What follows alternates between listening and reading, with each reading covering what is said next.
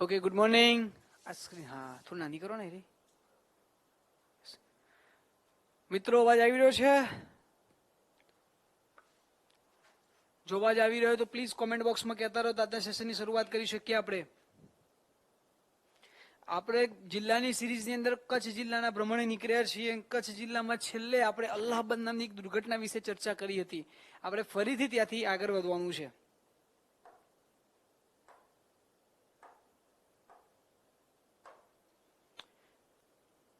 Okay, બધા મિત્રો આવી ગયા છે બરોબર. ફરી એકવાર દરેક મિત્રોને ગુડ મોર્નિંગ. ઓકે, ચલો મિત્રો, આપણે કચ્છ જિલ્લાની સફરે નીકળેલા છીએ. કચ્છ જિલ્લાના પહેલા વિડીયોની ઇન્ટ્રોડક્શન, એના પછી કચ્છ જિલ્લાની સફરની શરૂઆત કરી હતી. એમાં જે ઇતિહાસ, સાંસ્કૃતિક વારસો અને ભૂગોળ જેના બેઝિક કોન્સેપ્ટ હતા એ ચાલી ચૂક્યા છે. હવે મહત્વની ઘટનાઓ અને સ્થળ વિશેષ ઉપર આપણે ધીરે ધીરે આગળ વધી રહ્યા છે. ત્યારે આપણે એક અલ્હાબાદ નામની દુર્ઘટના વિશે મેં વાત કરી હતી.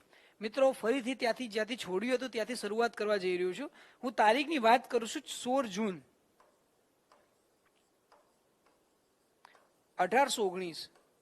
16 જૂન 1819 ના રોજ ગુજરાતના ઇતિહાસનો સૌથી ભયંકર ભૂકંપ ગુજરાતની અંદર આવ્યો તો કચ્છમાં પણ કઈ જગ્યાએ તો ગુજરાતમાં કચ્છમાં તમે એમ ધ્યાનથી જોશો તો આપણું જે ગુજરાત સિંહના પંજા જેવું તમને જોવા મળે છે એ ગુજરાતમાં અહીંયા અલ્હાબાદ આવ્યો હતો. છે કેવું તો ભાઈ, ઉત્તર ભારતમાંથી એક સિંધુ નદી આમ આગળ વધીને પાકિસ્તાનમાં જતી તમે ક્યાંક જોઈ હશે. સિંધુ નદી તિબેટ, હિમાલયનો એક ભાગ, તિબેટનો ઉચ્ચ પ્રદેશ, ત્યાં આગળ કૈલાસ માનસરોવર આવ્યું. એ કૈલાસ રેન્જની જોડે વાલાંગુ નામની એક જગ્યા આવી છે. સર માફ કરજો,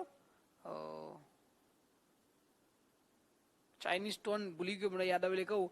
એ તિબેટના ઉચ્ચ પ્રદેશમાં કૈલાસ માનસરોવર રેન્જમાંથી જ્યારે સિંધુ નદી નીકળીને લદાખ, જમ્મુ એન્ડ કાશ્મીર કેન્દ્ર શાસિત પ્રદેશ, હવે શબ્દ બોલવાના, લદાખ અને જમ્મુ એન્ડ કાશ્મીર બંને કેન્દ્ર શાસિત પ્રદેશમાંથી પસાર થઈને પાકિસ્તાનમાં જાય છે. અને પાકિસ્તાનમાંથી આગળ જઈને છેલ્લે અત્યારે હાલ વર્તમાનમાં કરાચીમાં નદીનો અંત થાય છે. કરાચીમાં જે સિંધુ નદીનું અંત થાય છે, એકચ્યુઅલી એ નદી પોતાની સાથે અલગ અલગ પોતાની બ્રાન્ચીસ લઈને આગળ વધે છે. આમ એટલે કહેવાનો મતલબ એની શાખાઓ અલગ અલગ છે. નદી જ્યારે અંત થવાનો હોય દોસ્તો, એ સમયગાળમાં એક શાખામાંથી અનેક શાખામાં વિભાજન દરિયાને મળતી હોય. દાખલા તરીકે આપણી ગંગા, બ્રહ્મપુત્રા, ગોદાવરી, કૃષ્ણા અને કાવેરી, આ બધી જ નદીઓ દરિયાને મળે ને પહેલા નાની નાની બ્રાન્ચીસમાં ફેલાઈ જાય છે. નદીના જોડે એક ત્રિકોણ જેવો ભાગ બનાવી દે જેને ડેલ્ટા અથવા મુખ ત્રિકોણ પ્રદેશ કહેવાય. આ મુખ ત્રિકોણ પ્રદેશ જે ઇન્ડસ નદીનો છે, સિંધુ નદીનો છે, એની એક બ્રાન્ચ આ બાજુ આવીને અહીંયાથી પસાર થતી હતી. જ્યાં કોઈ દેશ આવ્યો તો ભારતનો કોઈ રાજ્ય ગુજરાત કનેક્ટેડ હતું. એટલે કે સિંધુ નદી સંપૂર્ણ પાકિસ્તાનમાં અંત થાય છે, પણ એક બ્રાન્ચ એવી હતી જે ગુજરાત તરફ કચ્છના રણ બાજુ આવતી હતી. આ વાત કરી રહ્યો છું 1819. એટલે કે ભારત કે પાકિસ્તાન નામના કોઈ દેશ અસ્તિત્વમાં નહોતા. આ બધા અંગ્રેજોનો ગુલામ પ્રદેશ હતા. એ વખતની વાત કરી રહ્યો છું. એ વખતે એક બંદર હતું જેનું નામ હતું સુંદરી. સુંદરી બંદર અહીંયા હતું. જે આ 16 જૂન 1819 ના દિવસે જે ભૂકંપ આવ્યો, એ ભૂકંપના કારણે, સુનામીના કારણે પાણીમાં ડૂબી ગયું. આ પ્રશ્ન 2018 ડીવાયએસઓનો છે કે ભાઈ આ અલ્હાબાદ દુર્ઘટનાના કારણે ગુજરાતનું કયું બંદર પાણીમાં ડૂબી ગયું હતું? તો સુંદરી નામનું બંદર. અત્યારે હાલ અવેલેબલ નથી બંદર, એટલા માટે. ઓકે, આ નદીએ પોતાનો રસ્તો કેવી રીતે બદલ્યો? તો ભૂકંપના કારણે જમીનનો આ ભાગ ઊંચો થઈ ગયો. તમે ક્યાંક ભૌતિક ભૂગોળ ભણતા હોય તો જે જ્વાળામુખી, બસ હાલ જ ચાલુ થયું મિત્ર સચિનભાઈ, જ્વાળામુખી ફૂટે કે ભૂકંપ આવે એનો મતલબ શું? પૃથ્વીના પેટાની અંદર કેટલીક આંતરિક ક્રિયાઓ થઈ હોય અને આંતરિક ક્રિયાઓના ભાગ સ્વરૂપે નીચેનું પેટાળમાં છે ને બહાર પ્રેશરાઇઝ થાય, જેના કારણે આખો જમીનનો ભાગ ઊંચો થઈ ગયો. એટલે કહેવાનો મતલબ શું? પાણીનો પ્રવાહ આમ છે, પાણીના પ્રવાહની વચ્ચે કોઈ અવરોધ આવી જાય તો પાણી આગળ જતું અટકી જાય. ફોર એક્ઝામ્પલ, કોઈ ઢાળ ઉપર પાણી રગડતું હોય, એમાં વચ્ચે તમે ક્યાંક માટીની પારી કરી દો તો પાણી શું થાય? ત્યાં ભરે ને એક સરોવર બને, એ પારીને ઓળંગીને જાય, કાં તો જે બાજુ ઢાર હોય એ બાજુથી વહેવાની શરૂઆત થઈ જાય.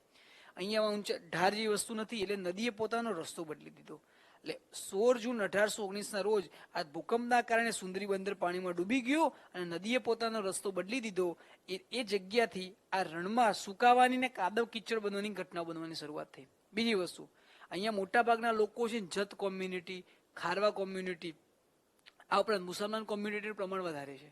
જ્યારે ઘટના ઘટી એ વખતે જમીનનો ભાગ ઊંચો થઈ ગયો, એક બાજુમાં સુનામી છે ને બીજી બાજુમાં નદીનું પૂર છે, એટલે બંને બાજુથી પાણીનું પ્રેશર છે. અચાનકથી જમીનનો ભાગ ઊંચો થઈ ગયો એટલે લોકોએ એ ઊંચાઈવાળા ટેકરા પર રહીને આશરો લઈને પોતાનો જીવ બચાવ્યો. આ બધી બાજુ પાણીનું તાંડવ હોય ને એવી જગ્યાએ ઊંચાઈવાળા જગ્યા પર તમને આશરો મળે તો સ્વાભાવિક છે લોકોને ભગવાન યાદ આવી જાય. મુસલમાન છે એટલે અલ્લાહ શબ્દ બોલે કે અલ્લાહ એમને બચાવવા માટે જ આ બંધ નીચો કરી દીધો છે. આ સ્થાનિક લેવલમાં બનેલી ઘટના અને લોકોએ જે ઉચ્ચારણ કર્યું એના પરથી જગ્યાનું નામ અને જે ઊંચાઈવાળો ભાગ બની ગયો એનું નામ થઈ ગયું અલ્લાહ બંધ. અલ્લાહ બંધ અથવા જેને ગુજરાતી ભાષામાં ગોલ્ડન ડેમ અથવા ઈશ્વરીય બંધ આવા ઉલ્લેખ તમને ક્યાંક ઘણા પુસ્તકોની અંદર જોવા મળશે, પણ સાચું ઉચ્ચારણ તો અલ્લાહ બંધ છે. આ ઘટના એ કોઈ ડેમની નથી દોસ્તો, એક ભૂકંપ સાથેની સંકળાયેલી છે. એટલે ક્યાંક ઉઠીને ક્યાંક અલ્લાહ બંધ કયા દેશમાં આવ્યો તો એવું પૂછે ને એવું ના કહેતા કે આ ડેમ છે. આ એક જગ્યા છે જે કચ્છના મોટા રણની અંદર તમને જોવા મળશે. ઓકે, તો આ એક અલ્હાબાદ નામની દુર્ઘટના હતી જેના વિશે આપણે ગયા લેક્ચરમાં વાત કરી હતી. અલ્હાબાદ એક્ઝેક્ટ લખપતથી થોડા ઉપર જાઓ ત્યાં તમને અહીંયા જોવા મળશે.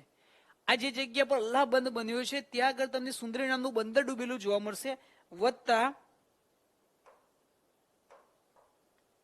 તમને આ ભાગ જોવા મળશે.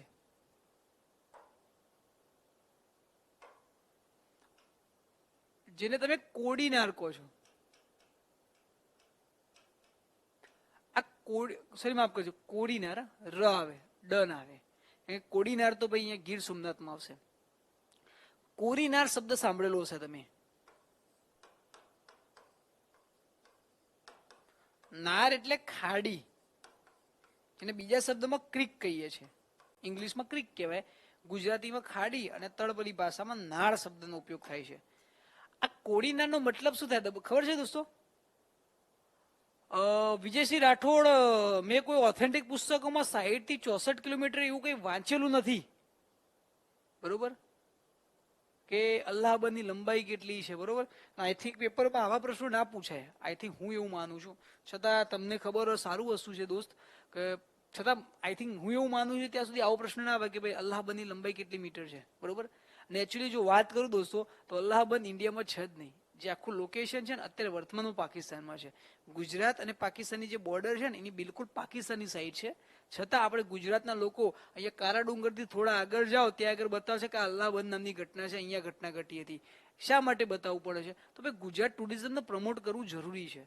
અને આખો વિસ્તાર એટલો વિશાળ છે તમે નક્કી જ ના કરી શકો કે એક્ઝેક્ટ કઈ જગ્યા છે, બરોબર. એટલા માટે આખો દલદલીય કાદવ કિચડો વિસ્તાર કહેવામાં આવે છે. ઓકે, ચલો પાછા આવી જઈએ. કોડીનાર એટલે સિંધુ નદીનું પાણી જે ખાડીમાં ભરાતું હતું એ જગ્યા હવે પાણી આવતી બંધ થઈ ગઈ. પાણી આવતી બંધ થઈ ગઈ મતલબ સુકાવા લાગી, સુકાવા લાગીનો મતલબ એ કોળી થઈ ગઈ દેશી ભાષા. એટલે આ ખાડી કોળી થઈ ગઈ એટલે કોળી ખાડી, એટલે કોડીનાર આવો શબ્દ તળપદી શબ્દમાંથી ઉતરી આવ્યો છે. ઘણા પુસ્તકોની અંદર ગુજરાતના 3 અખાત બતાવી દીધા છે, કચ્છનો અખાત, ખંભાતનો અખાત, ત્રીજો આ કોડીનારનો અખાત. વાસ્તવમાં અખાત નથી ભાઈ, હા, એટલે જે ક્યાંક તમે વાંચ્યો સુધારી લેજો. આ કોડીનાર ક્રિક છે, ખાડી છે, જે સિંધુ નદીના લુપ્ત થવાના કારણે, સિંધુ નદી એટલે લુપ્ત કોના માટે? આપણા કચ્છ માટે. વાસ્તવમાં તો સિંધુ નદી અવેલેબલ છે પણ પાકિસ્તાનની અંદર. ઓકે, તમે મેપ ઉપરથી જોઈ શકો છો દોસ્તો ફરી એક વખત કે અહીંયા કચ્છનું મોટું રણ, અહીંયા મસ્ત શબ્દ લખ્યો લેક ઓફ કચ્છ, કે કચ્છના મોટા રણમાં પણ પાણી ભરાઈ જવાના કારણે સરોવર વચાય છે. આ બધું પાણીનો પ્રવાહ છે ને અહીંયા ઇન્ટરકનેક્ટ છે. અહીંયા બધી જગ્યાએ પાણી ચોમાસામાં ભરાઈ જાય છે. પાણી ચોમાસામાં ભરાઈ જાય છે દોસ્તો એના કારણે જ ચોમાસાના પાણીમાં ક્ષારતા, અને ક્ષારતાવાળું પાણી ત્યાં પડ્યું હોય જમીન શોષી લે, કાં તો બાષ્પીભવન ઉડી જાય, પણ એક ક્ષાર ત્યાંના ત્યાં પડી રહે અને એ જ ક્ષાર આગળ જતા કચ્છના રણની અંદર સફેદ પડ બનાવે, જેની અંદર રણ ઓફ કચ્છ અથવા ધ ગ્રેટ વ્હાઇટ ડેઝર્ટ આપણે આવા અલગ અલગ નામથી ઓળખાવીએ છીએ, એ વિસ્તાર તમને જોવા મળશે. ઓકે, એટલે આ વાત હતી તેની, બરોબર. અને એ કહેવાય છે ને ગુજરાતના ઇતિહાસ સૌથી મોટો ભયંકર ભૂકંપ 8.9ની તીવ્રતાનો. કહેવાનો અર્થ કે જે 2001નો ભૂકંપ આવે ને દોસ્તો એના કરતા પણ એની તીવ્રતા કેવી હતી? વધારે હતી. બીજી વસ્તુ દોસ્તો, 2001નો જે ભૂકંપ આવ્યો એ પણ કેન્દ્ર કચ્છ હતું, પણ કચ્છનું કેન્દ્ર આ સાઈડ હતું, ધ્રાંગ ગામ. લગભગ 5 મિનિટ થઈ ધર્મેન્દ્રભાઈ. ઓકે, હું સમજી શકું છું અત્યારે ઉઠવું કાઠું પડતું હોય રાત્રે આઈપીએલ જોયું એટલે. ઓકે, નવદીપભાઈને થોડું કન્ફ્યુઝન છે, પહેલા એ કન્ફ્યુઝન ક્લિયર કરીએ પછી આગળ વધીએ. ગુજરાતનું ક્ષેત્રફળ કેટલું?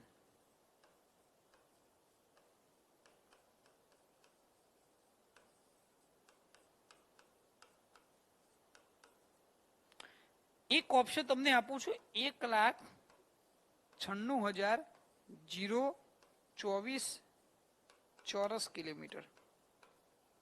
બીજું તમને લખાવું છું, 1,96,244 ચોરસ કિલોમીટર. દોસ્તો આ બંને જવાબ તમારા માટે સાચા છે, બરોબર.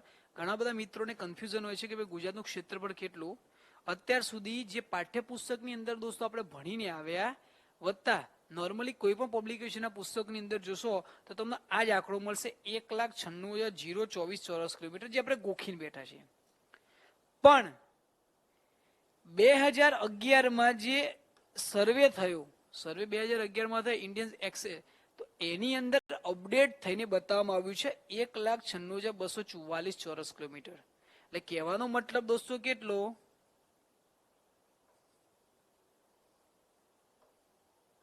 220 ચોરસ કિલોમીટરનો વધારો થયો ગુજરાતમાં. તકલીફ એ થઈ આટલી બધી આવી ક્યાં આગળ, ક્યાંથી જમીન વધી? તો દોસ્તો આપણને ખબર હોવી જોઈએ, આપણું આ કચ્છમાં આવ્યું છે મુન્દ્રા. આ મુન્દ્રાની જોડે અહીંયા ઘણા બધા પોર્ટ તમે દરિયાની અંદર જોતા હશો. આ જમીન સંપાદનનો એક જબરજસ્ત ઇસ્યુ ચાલી રહ્યો છે, જેની અંદર કહેવામાં આવ્યું છે કે કચ્છનો દરિયા કિનારો વધ્યો છે. આ કચ્છનો દરિયા કિનારો દોસ્તો વધ્યો છે, વધે તો ડેટા અપડેટ કરવો પડે ને, એટલા માટે ગુજરાતનું ક્ષેત્રફળમાં પણ અપડેટ કરવામાં આવ્યું છે. એટલે ક્યાંક તમારા પાઠ્યપુસ્તક પ્રમાણે પૂછાય તો 1,96,024 બતાવવાનું, અપડેટ થયેલું પૂછાય તો 1,96,244 બતાવવાનું. દોસ્તો આ ક્ષેત્રફળમાં એવું ફિક્સ ના હોય કે એક વખત ગુજરાતનું ક્ષેત્રફળ નક્કી થઈ ગયું એવું ને એવું આખી લાઈફ ટાઈમ રહેશે. કાલ ઉઠીને મોદી કાકાને એવું લાગે ગુજરાતમાં ભાઈ આવું મજા નહીં આવતી, ગુજરાતના 2 રાજ્ય અલગ કરી નાખો, સૌરાષ્ટ્ર અલગ કરો, ગુજરાત અલગ કરો. તો ગુજરાત જે બાકી વધ્યું છે એમાં તો સૌરાષ્ટ્ર બાદ કરવા જાઓ તો ક્ષેત્રફળ ઘટી જાય. કાલ ઉઠીને મોદી સાહેબને એવું લાગે કે ભાઈ આબુ છે, માઉન્ટ આબુ ને બધા એમાં મોટા ભાગના ગુજરાતી લાવો ને ગુજરાત બનાસકાંઠામાં એડ કરી લઉં, તો બનાસકાંઠામાં જો એડ કરી દે તો ક્ષેત્રફળ આપણું વધી જાય. બરોબર સમજાય છે દોસ્તો? એટલે ક્ષેત્રફળ ક્યારે ફિક્સ ના હોઈ શકે, વધઘટ થાય. તમે ક્યાંક જમ્મુ એન્ડ કાશ્મીર રાજ્યનું ક્ષેત્રફળ યાદ કરતા હતા, હવે જમ્મુ એન્ડ કાશ્મીર કેન્દ્ર શાસિત પ્રદેશ થઈ ગયું છે, એનું ક્ષેત્રફળ રાજ્ય કરતા પણ અડધું થઈ ગયું છે, નથી થઈ ગયું? કારણ કે અલગ લદાખ નામનો ભાગ બની ગયો છે. ઓકે યસ, 406 કિલોમીટર કરતા પણ દરિયા કિનારો વધેલો છે મિત્ર મિતેશભાઈ, પણ હજુ સુધી સરકારી અપડેટ પ્રમાણે 406 કિલોમીટર જ કહેવામાં આવેલું છે. ઓકે, તો આ વસ્તુ દોસ્તો જો આવા સબ્જેક્ટ કોન્સેપ્ચ્યુઅલ ડખા પડતા હોય તો વચ્ચે પૂછી લેવા, આપણે સોલ્વ આઉટ કરી લેવાના પહેલા, બરોબર? કારણ કે આગળ જતા પછી આપણને જ તકલીફ પડે. ઓકે ચલો હવે થોડા ત્યાંથી આગળ વધીએ. ચલો આ તો વાત હતી અલ્લાહબંધની. અલ્લાહબંધ પછી વાત કરીએ માતાનો મઠ અને હાજીપીરની દરગાહ. બરોબર, કેટલો ટાઈમ થયો લેક્ચર ને? 5 મિનિટ થઈ આપણે પ્રતિકભાઈ. બરોબર, સૌથી પહેલા માતાનો મઠ. માતાનો મઠ એક્ઝેક્ટ કઈ જગ્યાએ છે, લોકેશન શું જોઈ લઈએ. તો માતાનો મઠ અહીંયા કહેવાય છે. અચ્છા અહીંયા છે, બતાવી દીધો છે. દક્ષિણ ધારની અંદર આવેલું માતાનો મઠ. બરોબર, આ દક્ષિણ ધારમાં આવેલો માતાનો મઠ એ આપણા માટે કેમ જાણીતો છે? તો ભાઈ સૌથી પહેલા કચ્છના રાજવીઓની કુળદેવીનું મંદિર છે. દોસ્તો હું વારંવાર કહેતો આવ્યો છું, 12 મહિના કે 2 વર્ષમાં ગમે તેવી ક્લાસ એની કોઈક એક્ઝામ તમને જોવા મળે જ, એમાં કોઈ પણ જાતિના લોકો માટે એમની કુળદેવીનું મંદિરનો પ્રશ્ન પૂછી જાય.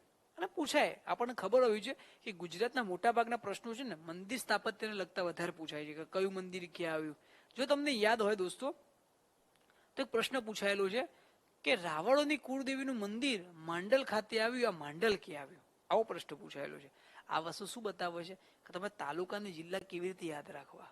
બરોબર, તમારે કોઈ પણ સ્થાપત્ય યાદ રાખતા હોય ત્યારે તાલુકો યાદ રાખવાનો થોડો નાનકડો પ્રયત્ન કરવાનો.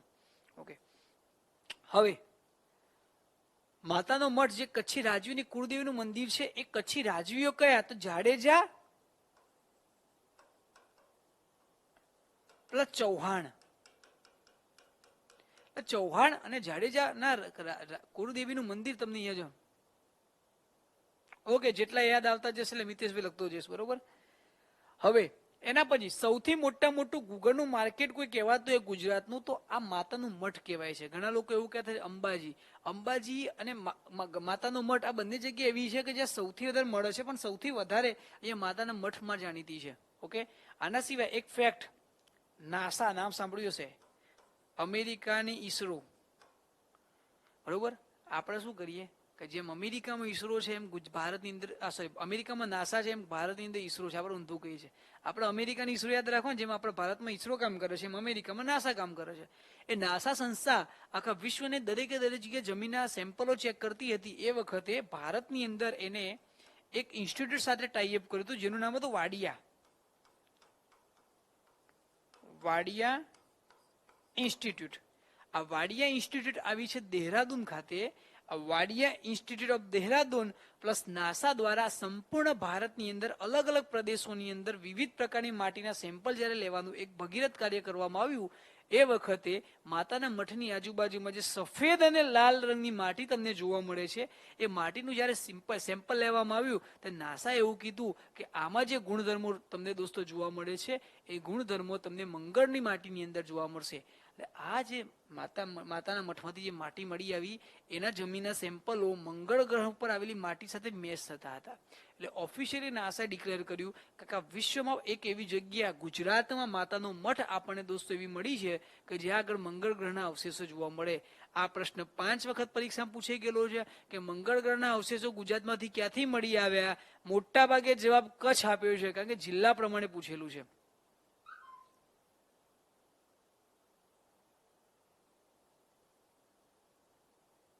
યસ, સફેદ અને લાલ માટી બે પ્રકારની માટી મળી આવી છે દોસ્ત રાજગોરભાઈ. પણ જે આપણા કામનું છે ને એ લાલ માટીનું છે. ઓકે, યસ, ચૈત્રી પૂનમથી શરૂઆત. ઓકે, ચલો. એટલે માતાના મઠનું આપણું કામ પતી ગયું. હવે એના પછી હાજી પીર, જાણીતા મુસલમાન સંપ્રદાય ધર્મ સાથે સંકળાયેલા એક સુફી સંત, જેને આપણે કહીએ છીએ કચ્છના ગરીબ નવાજ. બરોબર. આ કચ્છના ગરીબ નવાજની જે દરગાહ આવી છે હાજી પીરની અંદર આવી છે. આ હાજી પીરની અંદર એક મેળો ભરાય છે દોસ્તો. એ મેળાને આપણે કહીએ છીએ ઉર્સનો મેળો. મોટાભાગના મેળાઓ જે મુસલમાનના હશે ને એ વિજયના મેળા કહેવાતા હશે દોસ્તો. વિજયના મેળાનો મતલબ શું? ઉર્સ, વિજયનો મેળો. કે જ્યારે કોઈ પોતાના ધર્મ કે પોતાના પરિવાર કે પોતાની માતૃભૂમિ પર જ્યારે બાહ્ય અટેક થાય તો એ વખતે જે વીરોએ પોતાની શહીદી વરી હોય તેમની યાદમાં વિજયના મેળા મુસલમાન સંપ્રદાય દ્વારા ઉજવવામાં આવતા હોય છે. એટલા માટે ઉર્સનો મેળો એવો શબ્દ બોલવામાં આવે છે. પહેલા માતાના મઠમાંથી મળી આવ્યા છે. આવા ઓફિશિયલી નાસાએ ડિક્લેર કર્યું. અને રાજનભાઈ, આ ફેક્ચ્યુઅલ ડેટાનો પ્રૂફ તમારે જોવો હોય તો તમે યુનિવર્સિટી ગ્રંથ નિર્માણ બોર્ડનું એક પુસ્તક છે ગુજરાતનો આર્થિક અને પ્રાદેશિક ભૂગોળ, જેના લેખક છે મંજુલાબેન દવે. આ પુસ્તકની અંદર તમને મંગળ ગ્રહના અવશેષો જોવા મળશે. ઓકે, હા, તમારી વાત સાચી છે કે ભાઈ આફ્રિકાની અંદર મોરોક્કો નામનો જે દેશ આવ્યો છે એ મોરોક્કોની અંદર પણ મંગળના અવશેષો સેમ્પલ એ બહુ મોટા વિસ્તારમાં મળ્યા છે. બરોબર. તમે ક્યાંક નામ સાંભળ્યું છે એટલાસ માઉન્ટેન? એ એટલાસ માઉન્ટેનની નજીકનો આખો વિસ્તાર છે. બરોબર. ક્યાંક પિક્ચરોમાં જોઈએ ને મિશન ઇમ્પોસિબલ 3 કે 4 ની અંદર લોકેશન પણ બતાવ્યું છે. એટલે મીન્સ કે બીજા પર્પઝથી બતાવ્યું છે પણ એક્ઝેક્ટ એ જગ્યાએ જ બતાવી છે. બરોબર. કે મીન્સ કે હોલિવૂડના પિક્ચર જુઓ ને દોસ્તો તો આ ફાયદો થાય. ઓકે, આ માતાનો મઠ છે ભાઈ લખતરમાં, માફ કરજો લખપતમાં. ઓકે, ચલો નેક્સ્ટ આવશે ભદ્રેશ્વર, ભદ્રાવતી, જેનું પ્રાચીન નામ. બરોબર. ભદ્રેશ્વર એ જૈન તીર્થ છે દોસ્તો આપણા માટે. આ પ્રશ્ન પરીક્ષામાં 8 થી પણ વધારે વખત પૂછાઈ ગયેલો છે. બરોબર. ભદ્રેશ્વર ક્યાં આવ્યું? કચ્છમાં. ભદ્રેશ્વર કયા સંપ્રદાય સાથે સંકળાયેલું છે? આમ બંને પ્રકારના વસ્તુ વિશે એક લગભગ ચૈત્ર મહિનાના પહેલા સોમવારે ભરાય છે ઉર્સનો મેળો. અને મિતેશભાઈ, આમાં કેવું છે, ઉર્સનો મેળો અલગ અલગ જગ્યાએ તમને જોવા મળશે.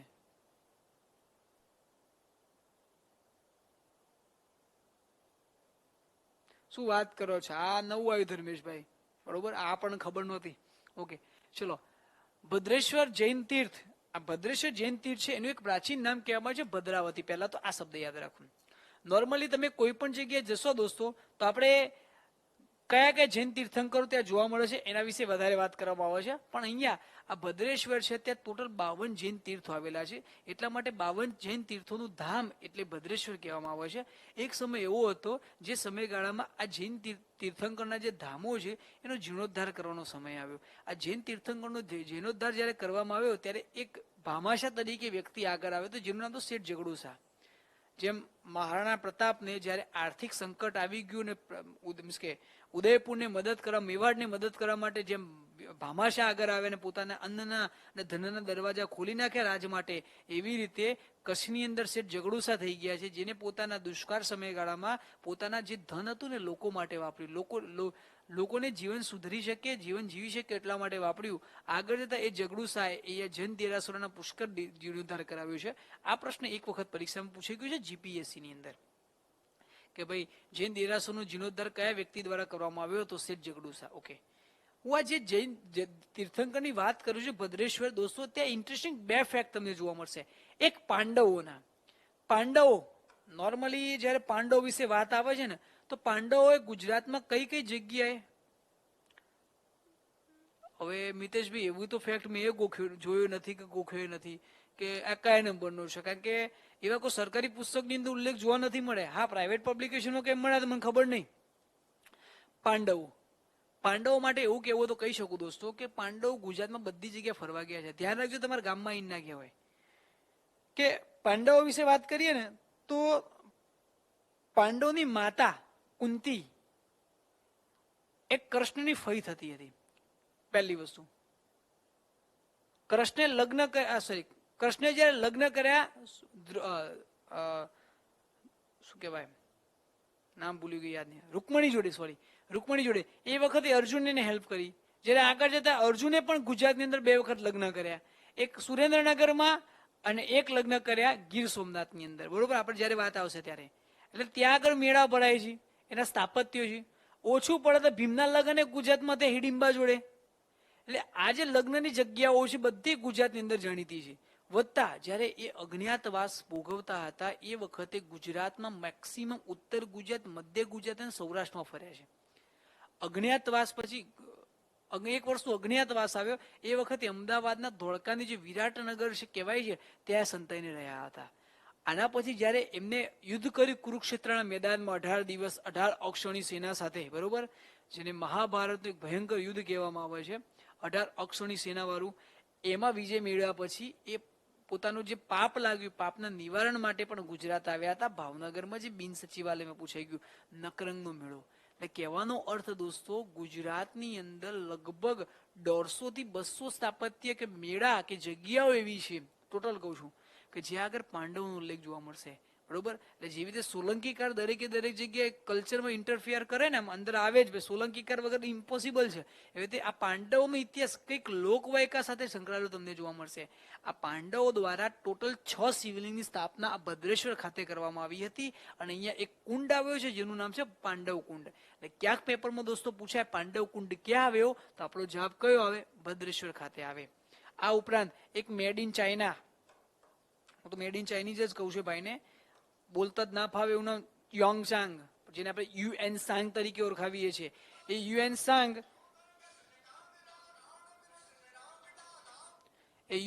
જયારે ગુજરાત આવ્યો હતો ત્યારે ગુજરાતમાં અનેક જગ્યાની મુલાકાત લીધી. એમાંની એક જગ્યા કચ્છની અંદર ભદ્રેશ્વરની પણ એને લીધી છે.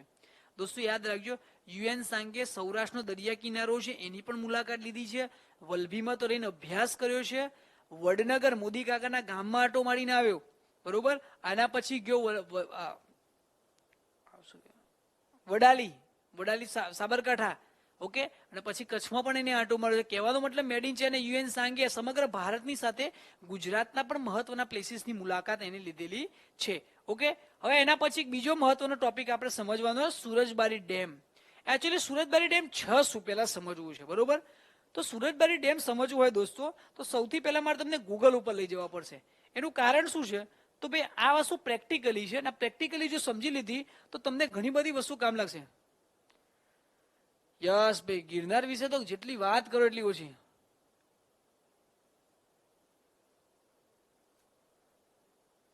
જયેશભાઈ શું કે બંદરો, અચ્છા બંદરો. મિત્રો તમે જો તમારા મોબાઈલમાં ગુજરાતી ભાષા ઇન્ક્લુડ કરશો ને તો વધારે મજા આવશે, કારણ કે ઇંગ્લિશમાં મજા એટલા માટે નથી આવતી કે અમુક શબ્દનો અર્થનો અનર્થ થઈ જાય છે.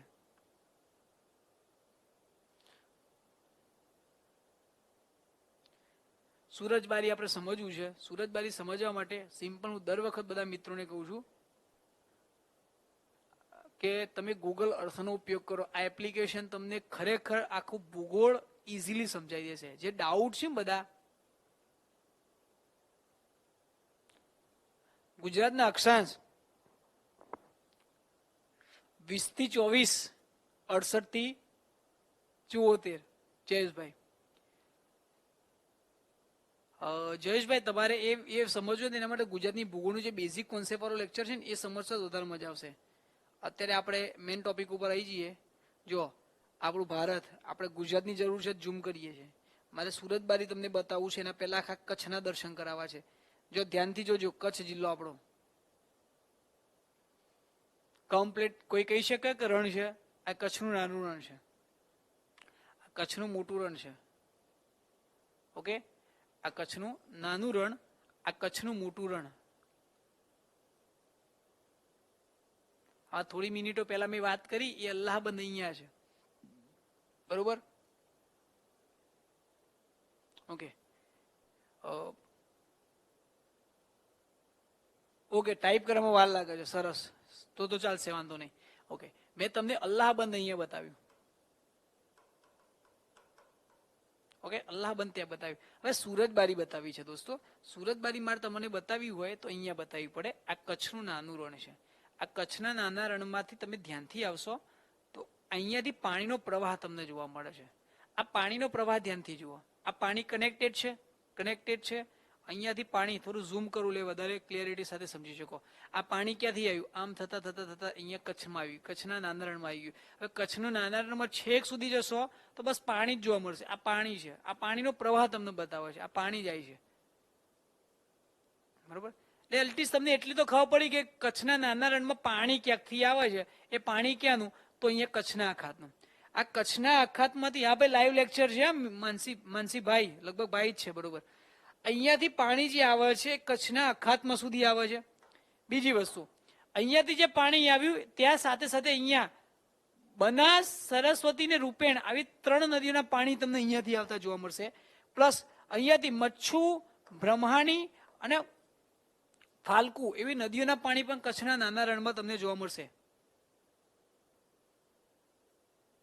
ઓકે, તો તમને આ રીતે બધી વસ્તુઓ અહીંયા કચ્છના નાના રણમાં જતી જોવા મળે. એનો મતલબ શું? અહીંયા પુષ્કળ પ્રમાણમાં પાણી હોય, અહીંયા પાણીનો પ્રવાહ તમને જોવા મળે. હવે જે જગ્યા આખો વિસ્તાર પાણી વાળો કે કાદવ કીચડ વાળો હોય, એનો મતલબ શું?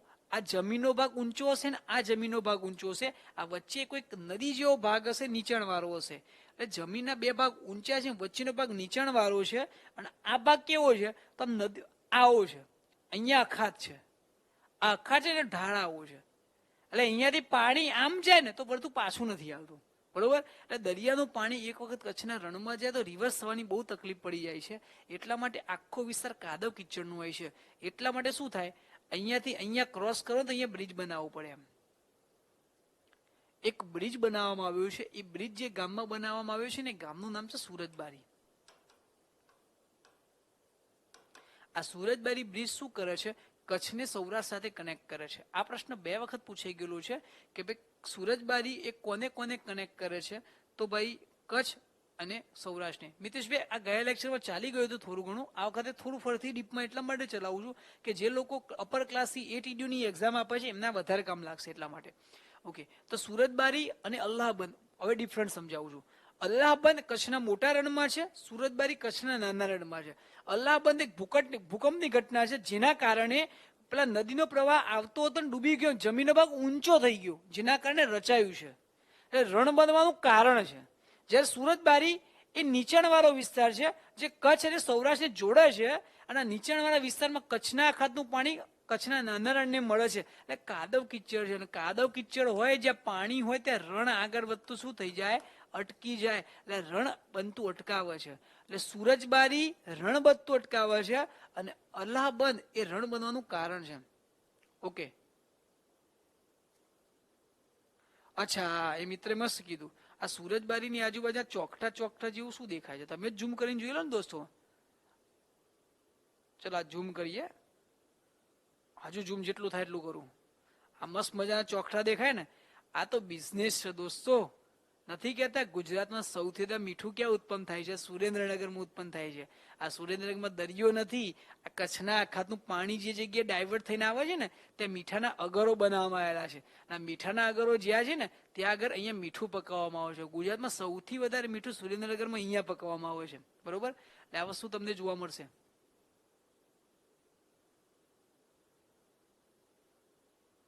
ના દોસ્તો, સુરજબારી અને અલ્લાહબંધ બંને અલગ છે. હા, મને ખબર છે ઘણા બધા પુસ્તકોમાં તમને મિસ્ટેક જોવા મળશે. ઓકે, જો ભાઈ આ મચ્છુ નદીનું પાણી અહીંયા ડાયવર્ટ થાય છે એટલે બધી નદીઓના પાણી અહીંયા ડાયવર્ટ થાય છે. હવે એક ઇન્ટરેસ્ટિંગ ફેક્ટ કહું દોસ્તો, અહીંયાથી તમે જુઓ, અહીંયા સુધી કચ્છમાં તો પાણી જોઈ લીધું આપણે, કચ્છના રણમાં આ પાણી આવ્યું. હવે અહીંયાથી જુઓ, ધીરે ધીરે ધીરે આપણે નદીનો પ્રવાહ આગળ જાય છે. આ પાણી જતું દેખાશે આમ. અહીંયાથી જો આ નદી જેવું પાણી દેખા, આ નદી થોડી મોટી કરું તો સારી રીતે સમજાય. આ નદીનો પ્રવાહ અહીંયાથી આગળ જ જોઉં, આ નદીના ફ્લોમાં જ આગળ જઉં છું. જુઓ તમે આમ જોઈ શકો છો.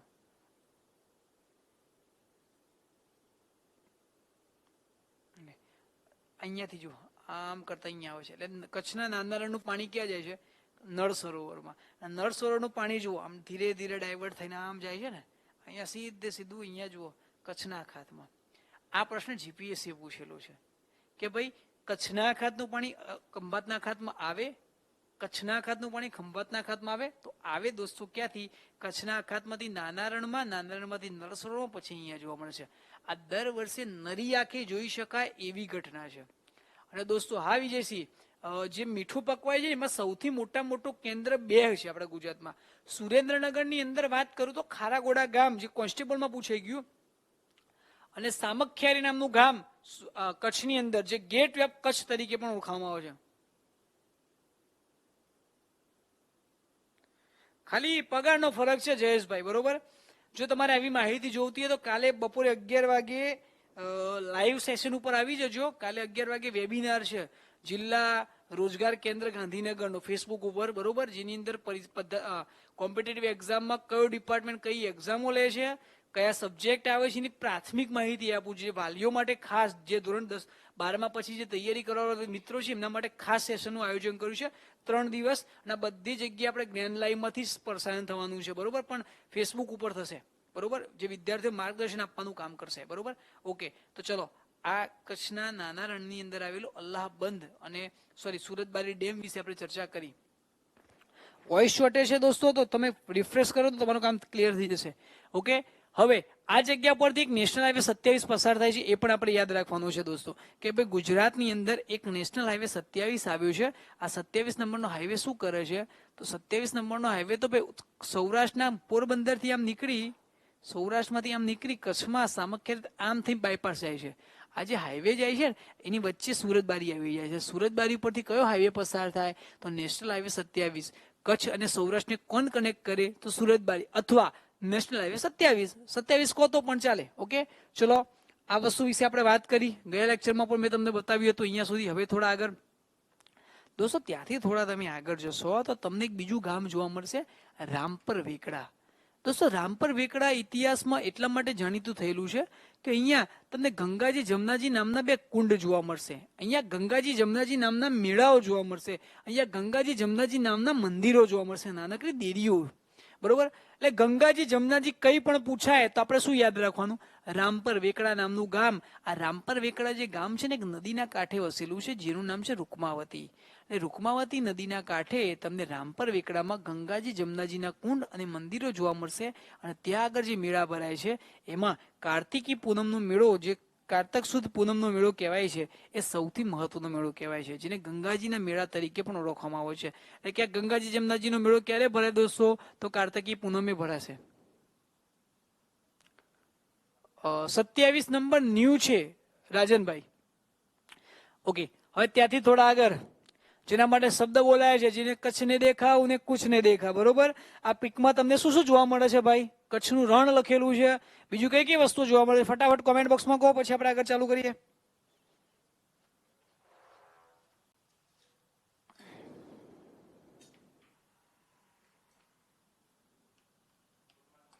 વોઇસ શોર્ટેજ છે.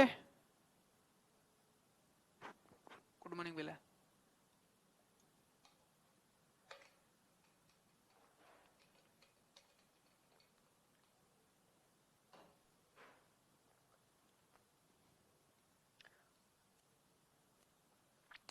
મિત્રો આ પીકની અંદર તમને શું જોવા મળે છે?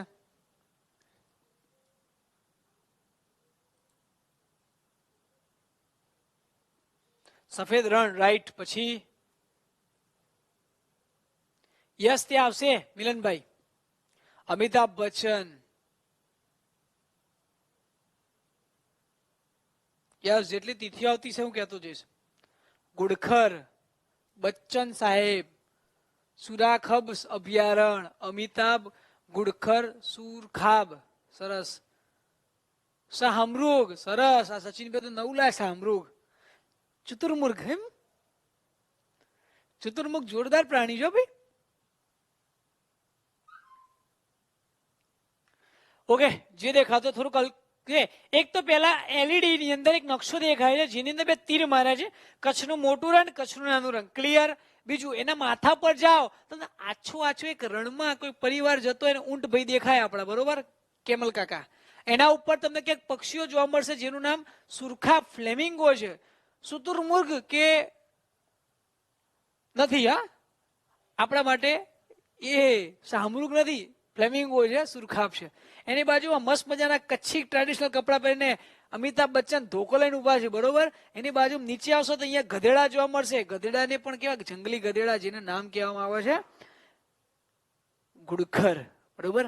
આ કચ્છનું રણ અનેક વિશેષતાઓનું ઘર કહેવાય છે દોસ્તો. સૌથી પહેલા મારે આ સમજવી છે. કેવી રીતે?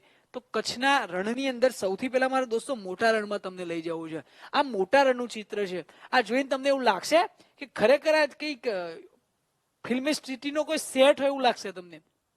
જુઓ મિત્રો, કચ્છનું મોટું રણ છે ને એ કચ્છના ઉત્તરમાં આવ્યું છે. એનો મતલબ શું કે અહીંયા,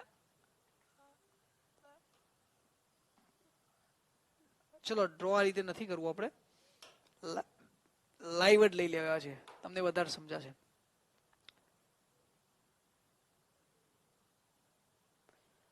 કચ્છનું મોટું રણ જુઓ.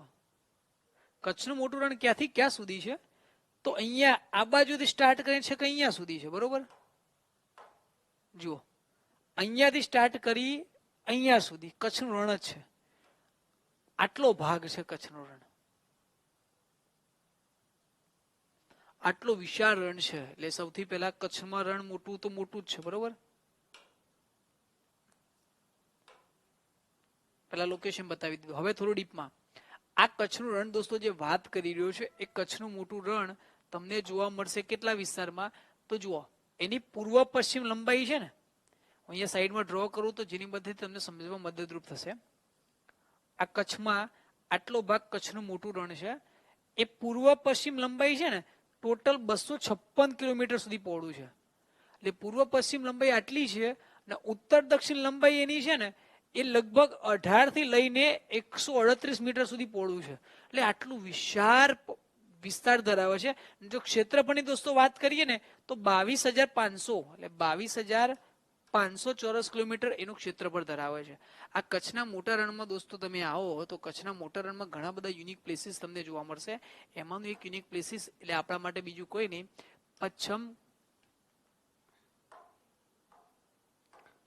પચ્છમ ખદીર બેલા ખાવડા જેવા ટાપુ. કચ્છના મોટા રણ અને એમાં પાછી ઉત્તર ધાર આવે તો કારો ખારો ગાળો, પચ્છમ ખદીર બેલા એવા ટાપુ વિશે પણ દોસ્તો આપણે વાત કરી ચૂકેલા છીએ. તો એ જગ્યા ઉપર તમે જશો તો ખદીરમાં પચ્છમ ખદીર બેલા અને ખાવડા જેવા આઇલેન્ડ તમને જોવા મળશે. આ ખદીર બેટ નીચેથી આપણે ધોળાવીરા નામની સાઈડ જોવા મળશે.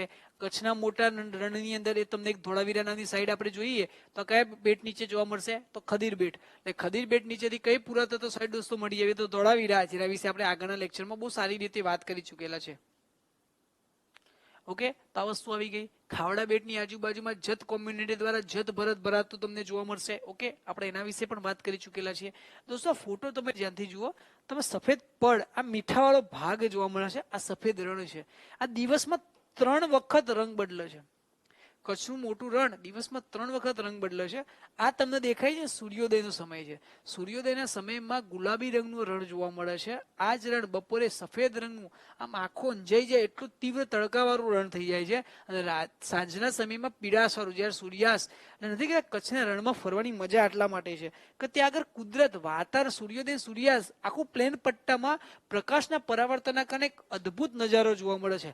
એટલા માટે ઘણા શૂરવીરો પોતાના જીવનનો એક મહત્વનો પ્રસંગ જેને આપણે લગ્ન તરીકે ઓળખાવીએ છીએ અને પ્રી વેડિંગ માટે જગ્યાઓ પસંદ કરતા તમને જોવા મળશે. ઓકે, તો બધી વસ્તુ કચ્છના રણની અંદર જોવા મળશે. એના પછી બીજી એક મહત્વની વાત કહેવાની થાય કે કચ્છના રણની બોર્ડર ઉપર આવેલો એક ભાગ જે કાદવ કિચડ વાળો છે જેને સિરક્રીક તરીકે ઓળખવામાં આવે છે. સિરક્રીક એટલે કયો વિસ્તાર કે એ પાકિસ્તાન છે ને ઇન્ડિયા છે, જે ઇન્ટરનેશનલ બાઉન્ડ્રી અહીંયા બતાવેલી છે એ પાકિસ્તાન અને ઇન્ડિયાની બાજુમાં એક લાઈન ડ્રો કરવામાં આવી છે. આ ગ્રીન લાઈન છે ને એ આપણી છે અને આ ક્રીકની રેડ લાઈન છે ને પાકિસ્તાનની છે. આ લાઈન શું કરે છે તો આ લાઈન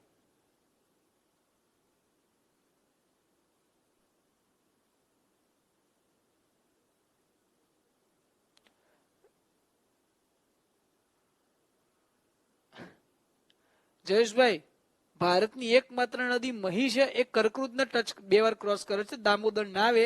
અને પ્લીઝ આવા ક્વેશ્ચન તો લખી રાખો, લેક્ચરના અંતમાં આપણે ચર્ચા કરીશું. વચ્ચે તમારા ટોપિક ડિસ્ટર્બ કરે છે. સબ્જેક્ટ ઓરિએન્ટેડ લાવો. ઓકે, એટલે આ વસ્તુ તમને જોવા મળશે કચ્છના પૂર્વના પટ્ટામાં. અહીંયા આ ભારત પાકિસ્તાન વચ્ચે જયારે ભાગલા પડ્યા એના પહેલા એક યુદ્ધ થયું. ભાગલા પડ્યા પછી એક યુદ્ધ થયું 1965 વાળું.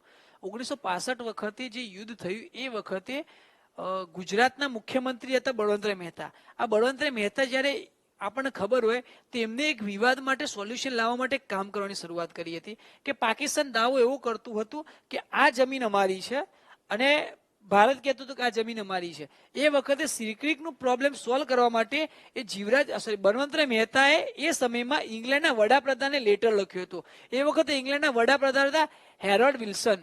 આ હેરોલ્ડ વિલ્સનને ખબર પડી કે ભાઈ અમે તો ભારત ને પાકિસ્તાન એમને છોડીને આવતા રહ્યા છીએ પણ હજી જમીનની એક બબાલ ચાલે છે એને સોલ્વ આઉટ કરવી જરૂરી છે. એટલા માટે ઇંગ્લેન્ડના વડાપ્રધાન હેરોલ્ડ વિલ્સનની મધ્યસ્થતામાં ભારત અને પાકિસ્તાન બંનેની કમિટી બેસે છે, જોઈન્ટ 3 લોકોની. અને કમિટી બેઠા પછી એવું નક્કી થાય છે કે આટલો વિસ્તાર ભારતનો અને આટલો વિસ્તાર પાકિસ્તાનનો. બરોબર, આ ભારતનો અને પાકિસ્તાન આ બંનેનો વિસ્તાર જે વહેંચણી થવામાં આવે છે એ વહેંચણી વખતે એ ટ્રિબ્યુનલને જે ચુકાદો આવ્યો હતો એના બેઝ ઉપર ભારતને જમીનનો લોસ થાય છે. છતાં ભારત દેશ એને પાકિસ્તાને આપવા તૈયાર. એક છાર નામનો બેટ આવ્યો છે, અત્યારે હાલ પાકિસ્તાનમાં છે, જે તે સમયે ભારતમાં હતો. એ ભારતે પાકિસ્તાને કેમ આપ્યો તો ભાઈ જે જગ્યામાં આપ્યું છે ને એમાં આપણો તો લોસ જ નથી. ઓકે, હરામી નાણું મળે આવશે 2 મિનિટ વેટ કરો. બરોબર, કે ભારતે જે જગ્યાએ જે જમીન આપી છે કાદવ કિચડની હતી ઉપરથી પાકિસ્તાન આપી. ભારતનો ફાયદો કયો છે તો ભાઈ પાકિસ્તાન આપવાથી શું કે ભાઈ આ આપણે પેટ્રોલિંગ તો કરી શકવા નથી કે ત્યાં આપણે એવું લાગતું નથી મુકેશ અંબાણી મોટી બિલ્ડિંગ બનાવી શકે. સમજ્યા તમે? એટલે આ કાદવ કિચડ વાળી જે જગ્યા છે જે વિવાદિત હતી, આ વિવાદિત જગ્યા પાકિસ્તાનને આપ્યા પછી ભારતને કયો ફાયદો થયો તો ભારતની આંતરિક સુરક્ષા જબરજસ્ત મજબૂત થઈ. કારણ કે અહીંયા સીલ પેક કરી નાખ્યું આપણે કે અહીંયા આનાથી પેલો ભાગ એમનો ને આ ભાગ આપણો, એટલે આપણી બાજુ આવી શકે નહીં. બરોબર, એટલે આ વિસ્તાર જે કાદવ કિચડ વાળો છે એમાં એક નદીનો પ્રવાહનો પટ્ટો છે, એના બેઝ ઉપર 2 ભાગ પાડવામાં આવ્યા. એટલે આ પ્રશ્ન પણ ગોણસે પૂછેલો છે કે 1965 વખતે જ્યારે ભારત પાકિસ્તાન વચ્ચે યુદ્ધ થયું એ વખતે જે ટ્રિબ્યુનલ બની હતી એ ટ્રિબ્યુનલને કયો વિસ્તાર પાકિસ્તાને આપ્યો તો છાર બેટ આપેલો છે. બરોબર, એ વખતે બળવંતરાય મહેતાએ કીધું હતું કે ભલે તમે મારી જમીન લઈ જાઓ પણ અમારા સાથેના સંબંધો નહીં છોડી શકો. એટલે કે છાર બેટ સાથેનો ગુજરાતનો જે નાતો છે એ લાઈફ ટાઈમ રહેશે. બરોબર, આ કાદવ કિચડ વાળો વિસ્તાર એમને આપવામાં આવ્યો. હવે એના પછી આ સિરક્રીક વાળો જે વિસ્તાર છે એ આખા વિસ્તારનું નામ આપવામાં આવ્યું છે, પ્રાચીન નામ બાણગંગા. એટલે આ પ્રશ્ન આપણે લેક્ચરની શરૂઆતમાં જ કીધું હતું. સિરક્રીકનું એક પ્રાચીન નામ બાણગંગા છે. ઓકે, આ સિરક્રીકની આજુબાજુમાં ઓકે ઘણા બધા કિલ્લા અને મહેલો વિશે વાત કરો છે. યસ, 1965 છાર બેટ, પણ એની કમિટી બનવાની શરૂઆત 1963 બનેલા મુખ્યમંત્રીના સમયગાળામાં થઈ ગઈ હતી. બરોબર, એટલે હું આ મુખ્યમંત્રી ક્યારે બને એ તારીખ લખેલી છે. બરોબર, એ બળવંતરાય મહેતા જયારે બને ને એ વખતે કમિટી માટે લેટર લખી દીધો હતો એમને. ઓકે, હવે ઘણા લોકોને એવું થાય કે ભાઈ બનાસકાંઠા જિલ્લામાં સુઈગામ તાલુકો આવ્યો તે નડા બેટ આવ્યું છે. આ નડા બેટ જે છે તે નળેશ્વરી માતાનું મંદિર છે. એ નળેશ્વરી માતાનું મંદિર ને બેટ એ પણ કચ્છના મોટા રણનો પાર્ટ છે, પણ એ બનાસકાંઠા જિલ્લામાં આવેલો છે. બરોબર, એટલા માટે તમે ઘણા પુસ્તકોમાં વાંચ્યું હશે કે બનાસકાંઠા જિલ્લાનો નળાબેટ સુઈગામનો પટ્ટો છે ને એ અર્ધ શુષ્ક રણ કહેવાય છે.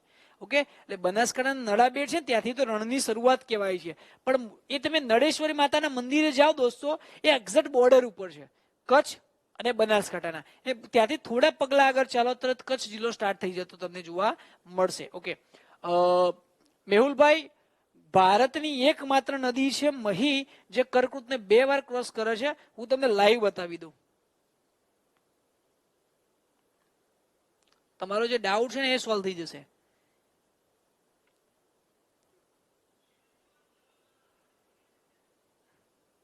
ઓકે, લગભગ આ પટ્ટામાં તમને કર્કવૃત પસાર થતો જોવા મળશે.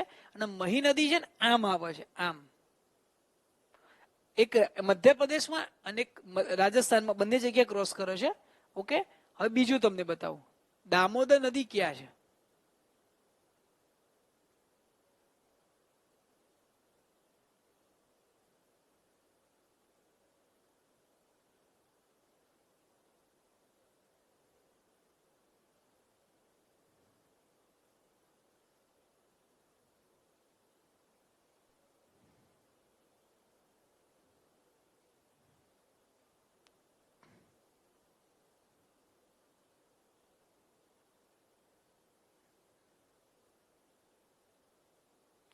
દામોદ આ કર્કવૃત બતાવ્યો.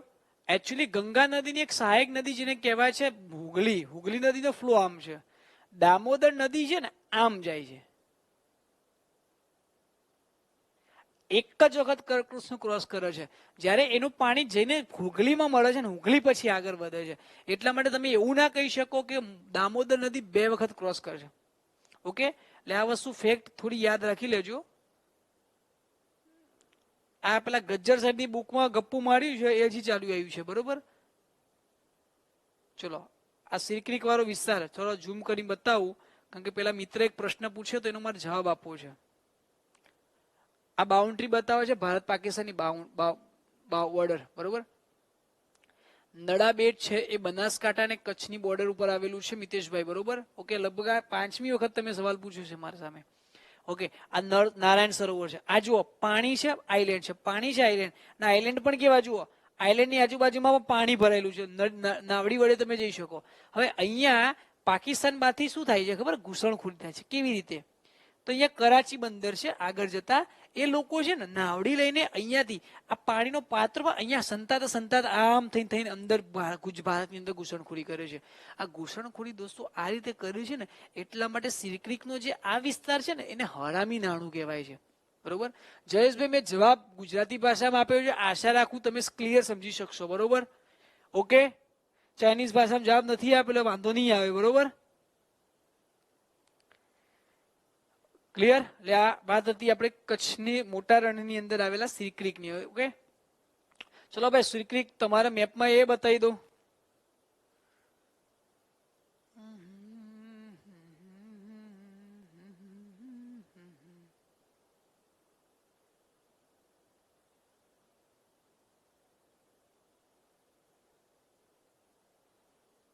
શું કામ ક્યાં ગયું?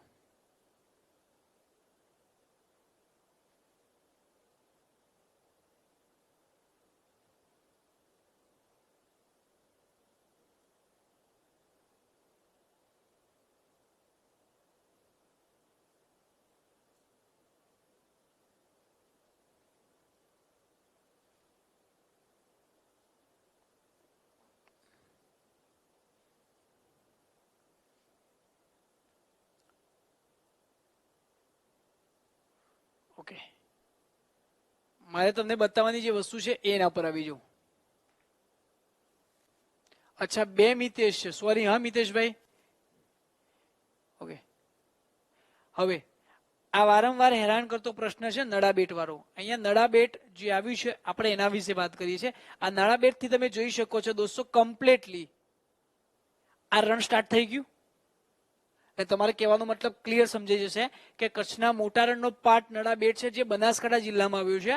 આ બનાસકાંઠા જિલ્લામાં તમે આગળ જશો ને એટલે અહીંયા પાકિસ્તાન સ્ટાર્ટ થશે. પણ અહીંયા આ કચ્છનું રણ અને અહીંયા આગળ રાજસ્થાન. બરોબર, આ રાજસ્થાન અને કચ્છ બંને અલગ થઈ જાય છે. તમે ધ્યાનથી જુઓ, હું તમને પરફેક્ટલી સમજાવું મેપ સાથે, કે આ મેપમાં તમે સમજી શકશો. આ રાજસ્થાનની બાઉન્ડ્રી છે. બરોબર, આ કચ્છની બાઉન્ડ્રી છે.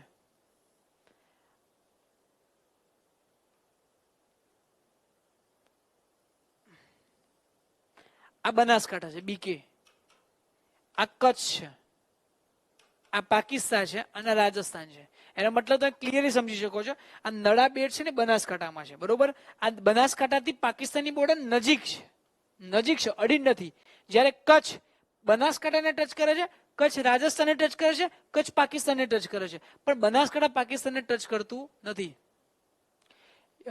વિજયસિંહ, એ વિશે તો હજી વિવાદ છે કે ભાઈ કસાબ કેવી રીતે ભારતમાં આવેલો હતો. ઓકે, એના વિશે તો હજી ભારત સરકારે ઓફિશિયલી ડેટા ડિક્લેર નથી કરેલ. આપણે પીએચડી કંઈ કોમેન્ટ કરવી એ ખોટી વસ્તુ છે. ઓકે, ચલો. એટલે આ વાત પતી કે બનાસકાંઠાની નળાબેટ બધા ટોપિકો આવી ગયા. લગભગ આ હળામી નાણાવાળો પ્રશ્ન 2 વખત પૂછાઈ ગયેલો છે. આ નળેશ્વરી માતાવાળા પ્રશ્ન વારંવાર પેપરમાં તમને જોવા મળતા હશે. હવે ત્યાંથી થોડા આગળ વધીએ. અલ્લાહબંધ, આ વસ્તુ વિશે આપણે ઓલરેડી વાત કરી ચૂકેલા છે કે 16 જૂન 1819 16 જૂન 1819 રોજ જે ભૂકંપ આવ્યો હતો, જેની તીવ્રતા 8.9 હતી, જેના વિશે આપણે ઓલરેડી વાત કરી ચૂકેલા છીએ. હવે ત્યાંથી થોડા આગળ વાત કરીએ કચ્છના નાના રણમાં. તો ભાઈ કચ્છનું નાનું રણ વિસ્તારની દ્રષ્ટિએ કચ્છના મોટા રણની કમ્પેરમાં ઘણું નાનું છે. અને કચ્છનું નાનું રણ એક કચ્છ સિવાય સુરેન્દ્રનગર જિલ્લાને પણ ટચ કરતું તમને જોવા મળશે, જેનું ક્ષેત્રફળ તમને 4700 કિલોમીટર તમને જોવા મળશે, જેની ઉત્તર દક્ષિણ લંબાઈ 16 થી 64 કિલોમીટર ને પૂર્વ પશ્ચિમ લંબાઈ 128 કિલોમીટર જોવા મળશે. એટલે કચ્છના મોટા રણ કરતા કચ્છનું નાનું રણ ક્ષેત્રફળની બાબતમાં કિલોમીટરમાં અડધાથી પણ નાનું તમને જોવા મળશે. આ કચ્છનું નાનું રણ દોસ્તો જે છે એ સમુદ્રનો ભાગનો ઉચકાવ થવાના કારણે થયેલું છે. રામલીલા પિક્ચરમાં ક્યાંક ડાયલોગ તમે સાંભળ્યું છે, ગુરુર में हुए समंदर को कहा पता था कि एक दिन मंजर रण बन जाएगा. આ કહેવત કે ડાયલોગ જે લખાયો છે એ આપણા કચ્છના નાના રણ માટે લખાયો છે. કારણ દોસ્તો, એક સમય હતો જ્યારે કચ્છનું નાનું રણ જે જગ્યાએ છે ને તે દરિયો હતો. એક બાજુ કચ્છ જે જગ્યાએ છે એ આઇલેન્ડ હતો નાનકડો, એક સૌરાષ્ટ્ર આઇલેન્ડ હતો ને એક બાજુમાં તળ ગુજરાત હતું. એ આઇલેન્ડ નજીક આવ્યા, દરિયાના પેટાળનો ભાગ ઊંચો થયો, એટલે ઊંચાઈ પૃથ્વીના પેટાળમાં થતી હલનચલનના કારણે, ભૂતાપીય ક્રિયાના કારણે જમીનનો પેટાળનો ભાગ ઊંચો થઈ ગયો, જ્યારે ક્ષારતાવાળું આખું પડ ઊંચું આવ્યું. બસ એ સમયગાળાની અંદર તમને નદીઓના અંદર કેટલીક નદીઓના પાણી જોવા મળશે, જેને આપણે કુંવારિકા કહીએ છીએ. એ નદીઓના નિક્ષેપણના કારણે કચ્છનું રણ રચાયેલું છે. એટલે કચ્છનું મોટું રણ પેલી અલ્લાહબંધ દુર્ઘટના કારણે અને કચ્છનું નાનું રણ રચાયું છે ઉચકાવના કારણે. એટલે શું કહીએ, સમુદ્રના ઉચકાવના કારણે એનું તળ ક્ષારતાવાળું તળ આવી ગયું. આવી રીતે કચ્છનું નાનું રણ રચાયું છે. મેં કચ્છના મોટા રણ માટે તમને કીધું કે કુંવારિકા નદી છે, જેનું નામ છે લુણી. કચ્છના મોટા રણની મોટી સૌથી મહત્વની નદી કુંવારિકા તો લુણી. એમ કચ્છના નાના રણમાં ટોટલ 6 કુંવારિકાઓ છે. એમાંની 3 ઉત્તર ગુજરાતની તમને જોવા મળશે ને 3 સૌરાષ્ટ્રની જોવા મળશે. આ નામ ગોખેલા છે તમે. ઉત્તર ગુજરાતની 3 કઈ તો બનાસ, સરસ્વતી ને રૂપેણ. સૌરાષ્ટ્રની કઈ મચ્છુ, બ્રહ્માણી ને ફાલ્ગુ. ક્લિયર? બનાસ, સરસ્વતી, રૂપેણ, મચ્છુ, બ્રહ્માણી ને ફાલ્ગુ. બરોબર. કુંવારિકા નદી કોને કહેવાય? આ જીઓગ્રાફીનો શબ્દ નથી દોસ્તો, આ સાહિત્યનો શબ્દ છે.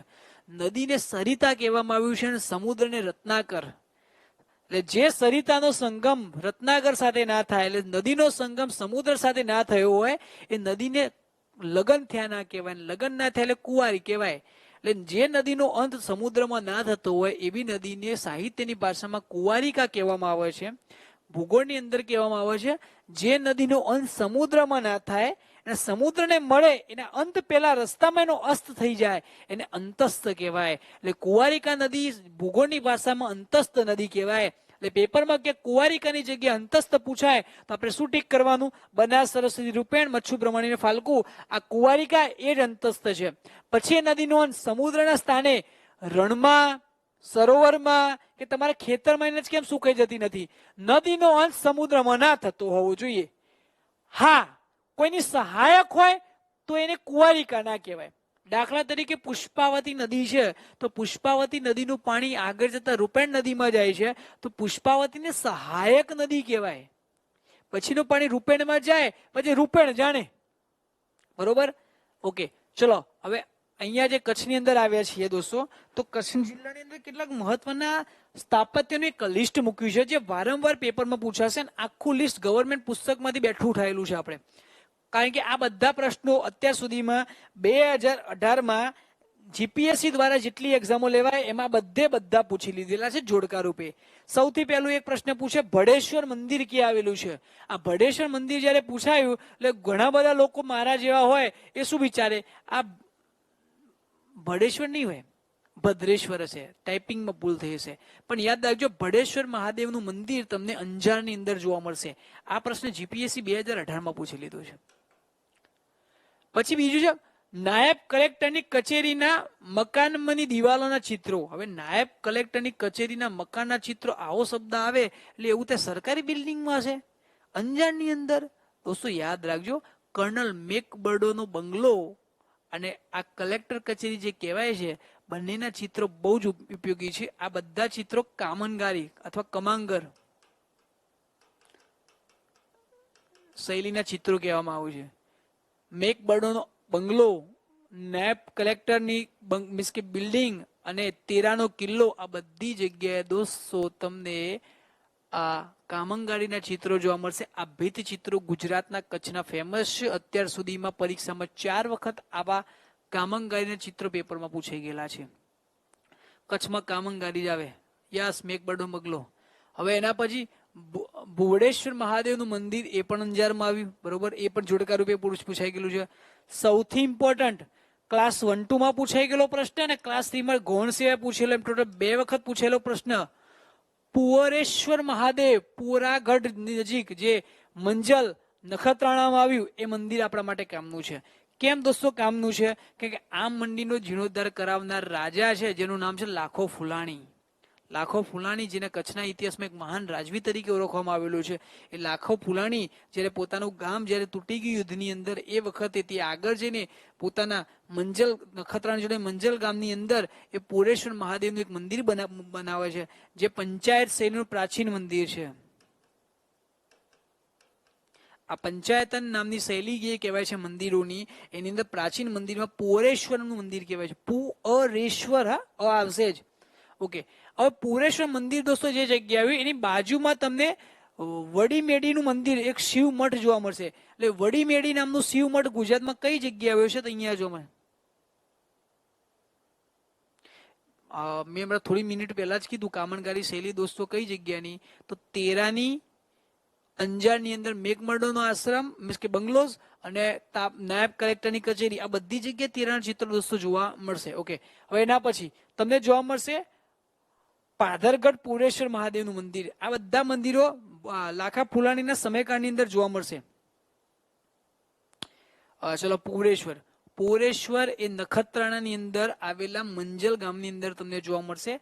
આ જે જગ્યા છે લાખા ફુલાણીના સમયગાળામાં બની હતી. આ જે પુરેશ્વર મહાદેવનું મંદિર છે એ પંચાયત શૈલીનું છે.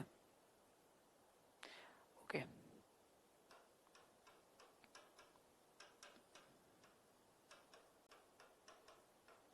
ઓકે, ચલો એના પછી આપણે વાત કરીએ ભચાઉથી આગળ જાઓ એટલે કંથકોટનો કિલ્લો. ઓકે, કંથકોટનો કિલ્લો કઈ જગ્યાએ? તો વાગડના મેદાનમાં આવેલો છે. વાગડના મેદાનની અંદર તમને કંથકોટનો કિલ્લો જોવા મળશે. અને કંથકોટના કિલ્લાનો આખો ઇતિહાસ દોસ્તો આપણને ખબર જ છે. એના પછી જૈન મંદિરો આવ્યા છે કંથકોટમાં, એ પણ આપણા માટે એક નજર માર લેવા જેવી છે. ઓકે. હવે એના પછી વાત કરીએ સૂર્ય મંદિર કંથકોટ. હવે આવું નામ આવે એટલે આપણને ટેન્શન આવે કે ભાઈ આ સૂર્ય મંદિર કયું હશે? તો દોસ્તો કચ્છની અંદર જાઓ તો કચ્છની અંદર 2 જગ્યા એવી છે જ્યાં સૂર્ય મંદિરનો ઉલ્લેખ તમને જોવા મળશે. જગ્યા ભચાઉ તાલુકાની અંદર આવેલા કંથકોટના ડુંગરનું સૂર્ય મંદિર. બીજું તમને સૂર્ય મંદિર જોવા મળશે ભદ્રેશ્વર જોડે. ભદ્રેશ્વરની નજીકમાં કોટાય નામની ગામ છે. આ કોટાય ગામમાં જે સૂર્ય મંદિર આવ્યું છે ને, એ કાઠી દરબારોના કુળદેવતા સૂર્યદેવનું મંદિર કોટેશ્વર ખાતે આવ્યું છે. એ કોટેશ્વર ખાતે જે દોસ્તો આવ્યું છે એ ગામ એટલે ભદ્રેશ્વર.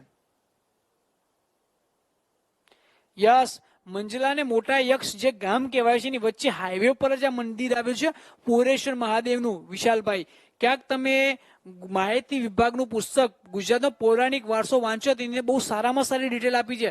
સ્ટાર્ટિંગના પહેલા ચેપ્ટરની અંદર એના વિશે આપેલી છે. ઓકે, તો એ વાંચો, સારું કામ લાગશે. એના પછી શોભારેલનો ટીમ્બો ચાપર નજીક આવ્યો છે ભચાઉમાં, એ આપણા માટે કામનું છે. પછી કેરા નામની જગ્યા છે જે શિવ મંદિર આવ્યું છે, ભુજની બિલકુલ નજીક છે.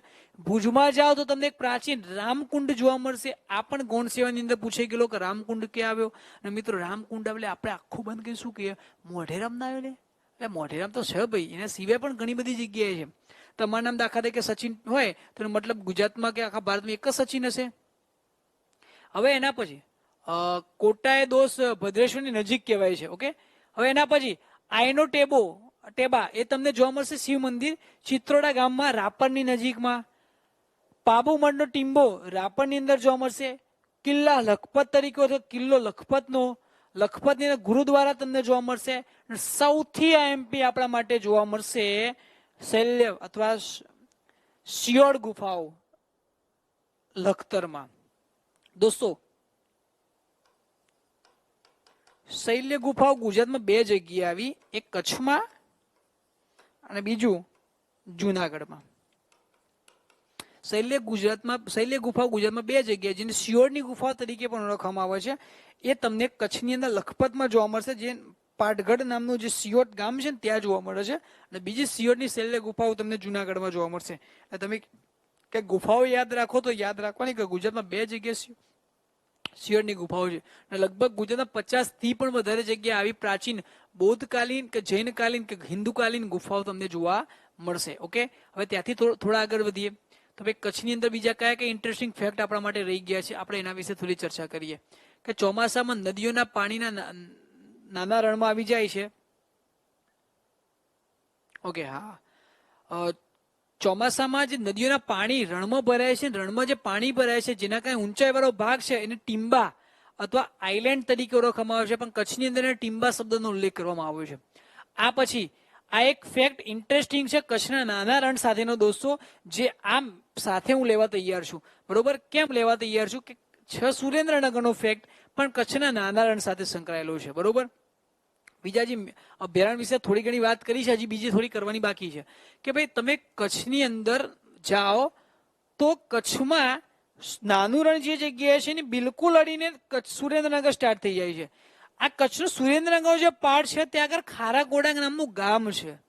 આ ખારાગોડા કચ્છના નાના રણમાં છે. હા, શૈલ્ય ગુફા દોસ્તો બુદ્ધિઝમની છે. બરોબર, ક્યાંક તમે બુટ સર્કિટ વિશે વાંચ્યું છે તેની અંદર તમને જોવા પણ મળશે. હવે ખારાગોડા સુરેન્દ્રનગરમાં, આજે કચ્છના જિલ્લામાં ભણાવું છું. કેમ ભાઈ, તો કચ્છના નાના રણનો પાર્ટ છે એટલે સમજાય, ક્લિયર થાય એટલા માટે. તો ભાઈ કેટલાક ફેક્ટ એવા હોય જે બીજા જિલ્લાના હોય પણ કોઈ જિલ્લો મોટો હોય એની સાથે ઇન્ટરકનેક્ટ કરો તો ક્લિયર થાય. એટલે ખારાગોડા એ કચ્છના નાના રણમાં તમને જોવા મળશે. આ કચ્છના નાના રણમાં તમને જે જોવા મળે છે એ સુરેન્દ્રનગર જિલ્લાનું છે, જ્યાં મીઠું પકવવામાં આવે છે. સાથે સાથે સુરેન્દ્રનગરની અંદર તમે જોશો તો એક વછરાજ બેટ નામનું આઇલેન્ડ જોવા મળશે સુરેન્દ્રનગરમાં. સુરેન્દ્રનગરમાં જે જોવા મળે છે એ પણ કચ્છના નાના રણમાં છે. પણ કેવું કહેવાય છે, મરુભૂમિનું મોટી વીર વછરાજ જેને પોતાનો જીવ શહીદીમાં આપ્યો હતો એ વીર વછરાજની ભૂમિ સુરેન્દ્રનગર જિલ્લામાં જોવા મળશે, પણ કચ્છના નાના રણમાં જોવા મળશે. એ જગ્યાને કહેવાય છે વછરાજ બેટ. આખા વિસ્તારમાં ખારું પાણી છે, ફક્ત અહીંયા જ મીઠું પાણી જોવા મળે છે, એટલા માટે મરુભૂમિનું મોતી એવો શબ્દ ઉલ્લેખ કરવામાં આવ્યો છે. આના સિવાય સિદ્ધરાજ જયસિંહે એક કિલ્લો નિર્માણ કરાવ્યો હતો સુરેન્દ્રનગર જિલ્લામાં. સુરેન્દ્રનગર જિલ્લાના દસાડામાં જાઓ તો ત્યાં આગળ તમને ઝીંઝુવાડાનો કિલ્લો જોવા મળશે. પ્રાચીન એક હયાત કિલ્લો કહેવાય છે. સિદ્ધરાજ જયસિંહના એક મંત્રીએ કરાવડાવ્યો હતો. એ સિદ્ધરાજ જયસિંહના સમયગાળામાં બનેલો આ ઝીંઝુવાડાનો કિલ્લો એકચ્યુઅલી કહેવાય છે કચ્છના નાના રણનો પાર્ટ. પ્લસ દોસ્તો કચ્છના નાના રણમાં જાઓ તો ભારતનું એકમાત્ર તમને ગધેડાનું અભયારણ્ય, જેને ગુડખર અભયારણ્ય કહેવામાં આવતું જોવા મળશે. દોસ્તો બે ફેક્ટ કહું છું, કચ્છનું મોટું રણ અને એક નાનું રણ. મોટા રણમાં પક્ષીનું અભયારણ્ય છે, નાના રણમાં પ્રાણીનું અભયારણ્ય છે. કચ્છના રણમાં મોટા પક્ષીનું અભયારણ્યનું નામ છે ગુજરાતનું રાજ્ય પક્ષી જેનું ફ્લેમિંગો, સુરખાબ. સુરખાબ પક્ષી મોટા રણમાં અને નાના રણમાં ગધેડા જોવા મળશે. એટલે ગધેડા એકમાત્ર આખા ઇન્ડિયાની અંદર એકમાત્ર જંગલી ગધેડાઓ તમને કઈ જગ્યાએ જોવા મળશે? ગુજરાતની અંદર, કચ્છના નાના રણમાં. અને મિતેશભાઈ સ્વસ્તિક આકાર નો આવે. મિતેશભાઈ ચૌધરી, સ્વસ્તિક આકારનો કિલ્લો ગુજરાતમાં એક જ કિલ્લો કહેવાય છે જેનું નામ છે ડભોઈનો કિલ્લો. ડભોઈનો કિલ્લો એ સ્વસ્તિક આકારનો કહેવાય છે જેના એન્ટ્રીના 4 પ્રવેશ દ્વાર કામના છે. ક્યાંક સ્થાપત્યની અંદર ગુજરાતના કિલ્લાઓ વિશેનું ચેપ્ટર ક્યાંક તમે જૂના વિદ્યાર્થી છો એટલે તમે જોઈ શકશો. એની અંદર તમે જોજો, તમને પરફેક્ટલી કીધું છે કે ભાઈ ઝીંઝુવાડાનો કિલ્લો આખો અલગ છે, પેલો કિલ્લો અલગ છે. ઓકે, ચલો હવે કેટલીક વિશેષતાઓ પરીક્ષા માટે ઉપયોગી કેટલાક ફેક્ટ જોઈ લઈએ એટલે આપણા લેક્ચરનું ઘણું બધું કાર્ય કમ્પ્લીટ થઈ જશે. ઓકે, તો સૌથી પહેલા વિસ્તારની દ્રષ્ટિએ ભારતનો સૌથી મોટો જિલ્લો એટલે કે કચ્છ. હવે આ ફેક્ટ આવે એટલે ફરીથી તમારા જેવા મિત્રોને થોડું ઘણું કન્ફ્યુઝન થશે. ઓકે, તો કન્ફ્યુઝન સોલ્વ કરી દઈએ. ભારત પ્લસ ગુજરાત આ બંનેનો વિસ્તારની દ્રષ્ટિએ સૌથી મોટો જિલ્લો એટલે કચ્છ. બીજી વસ્તુ, તમને એવું થાય કે આર્ટિકલ 370 રદ થઈ ગયું, જેના પછી બે કેન્દ્ર શાસિત એટલે યુટી નવા બન્યા. કયા? એક લદ્દાખ એન્ડ જમ્મુ એન્ડ કાશ્મીર. તો લદ્દાખમાં એક લેહ આવે, તો લેહ મોટો ના થઈ જાય? તો દોસ્તો યાદ રાખજો, વિસ્તારની દ્રષ્ટિએ લેહને દરજ્જો આપી દીધો છે. કોને? ઓફિશિયલી નથી મળ્યો, પણ કહેવામાં આવ્યું છે વિસ્તાર આનો વધારે હશે. આમાં બીજા ગામ એડ કરવામાં લેહ મોટું થઈ ગયું છે, પણ હજી સુધી ભારત સરકારના ડેટામાં એડ થયું નથી. તમે અત્યારે હાલ ક્યાંક દોસ્તો 2011ના ડેટા સાથે ગુજરાતને મેચ કરશો ને, તો તમે એમ કહેશો કે ભાઈ મારા અરવલ્લી જિલ્લાની વસ્તી કેટલી છે, તો સેન્સસ કહી દે સોરી અમે ડેટા ના આપીએ. કારણ કે 2011ના ડેટા બન્યા એના પછી 2013માં જિલ્લા બન્યા, એટલે મતલબ શું? અરવલ્લીનો ડેટા ક્યારે આવશે? 2021માં આવશે, નવા થશે ત્યારે. કહેવાનો અર્થ, જ્યાં સુધી ભારત સરકારના ડેટા અપડેટ ના થાય દોસ્તો, ત્યાં સુધી ભારત અને ગુજરાત બંનેનો સૌથી મોટો વિસ્તારની દ્રષ્ટિએ જિલ્લો એકમાત્ર આપણો કચ્છ જ કહેવાશે. લદ્દાખ ટીક કરવું નહીં. લદ્દાખ ક્યારે ટીક કરવું? જો પેપરમાં એવું પૂછાય કે જ્યારે 370 આર્ટિકલ રદ થઈ અથવા ભારત સરકાર દ્વારા કાશ્મીર અને લદ્દાખ એવા બે કેન્દ્ર શાસિત પ્રદેશો બનાવવામાં આવ્યા, અથવા 2020માં નવા ડેટા પ્રમાણે ભારતનો સૌથી મોટો જિલ્લો કયો, તો જ લેહ કેવો. બાકી ભારતના બધા ડેટા તમને કચ્છ તરફ લઈ જશે, એટલે કચ્છ ટીક કરવું. ક્લિયર? બીજી વસ્તુ, કચ્છમાં જોવા જઈએ તો ગુજરાતનું સૌથી મોટું અભયારણ્ય સુરખાબનગર જોવા મળશે. ઘણા મિત્રો એવા છે પેપરમાં કદી જિંદગીમાં ના પૂછાય એવા ફેક્ટ ભણાવવાનું ચાલુ કરી દીધા છે. કેવા? ગુજરાતનું સૌથી નાનું અભયારણ્ય કયું? તો લોકો ઘોરાડ અભયારણ્ય બતાવે છે. મિત્રો ગપ્પુ છે, ઘોરાડ અભયારણ્ય ઘણું વિશાળ છે. ગુજરાતનું વિસ્તારની દ્રષ્ટિએ સૌથી નાનું અભયારણ્ય કચ્છમાં નથી, પોરબંદરમાં છે. પોરબંદર પક્ષી અભયારણ્ય સૌથી નાનું છે, પણ કદી જિંદગીમાં ના પૂછાય. સૌથી મોટા જ પૂછાય કે ભાઈ વિસ્તારની દ્રષ્ટિએ સૌથી મોટું અભયારણ્ય ગુજરાતના કચ્છમાં છે. જોગાનું જોગ તો જુઓ, ભારતનું સૌથી મોટું અભયારણ્ય તમને લદ્દાખની અંદર જોવા મળશે, બરાબર? હેમિસ. ઓકે, તો ભાઈ ગુજરાતનું સૌથી મોટું વિસ્તારની દ્રષ્ટિએ અભયારણ્ય કયું? તો આપણું કચ્છનું સુરખાબનગર. હવે ડિક્લેર જ્યારે થશે ત્યારે જાડેજાભાઈ કહેશે, આપણને એક્ઝેક્ટ તો ખબર નથી, બરોબર? ઓકે, પછી કચ્છનો સૌથી ઊંચામાં ઊંચો ડુંગર કયો? તો કારો ડુંગર. આ કારો ડુંગર જે છે જેના પર સમાધિ આવી છે દત્તાત્રેય ભગવાનની, બરોબર? આપણે જેના વિશે વાત કરી ચૂકેલા છે. ઊંટ, ઘેટા, બકરા આ બધા પ્રાણીઓ કચ્છની અંદર તમને જોવા મળશે, જેના સંવર્ધન કેન્દ્ર પણ બધા કચ્છની અંદર તમને જોવા મળશે. એમાં પણ આપણા ગુજરાતનું એક પ્રખ્યાત ઊંટ છે જેને આઈકેનની અંદર સ્થાન આપવામાં આવ્યું છે.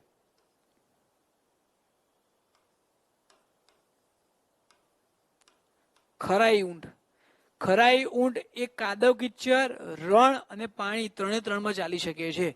કહેવાનો અર્થ એક જ કે ગુજરાતનો એક ઊંટ એવો છે જે રણમાં દોડી શકે છે, જેને રણનું જહાજ કહીએ છીએ આપણે.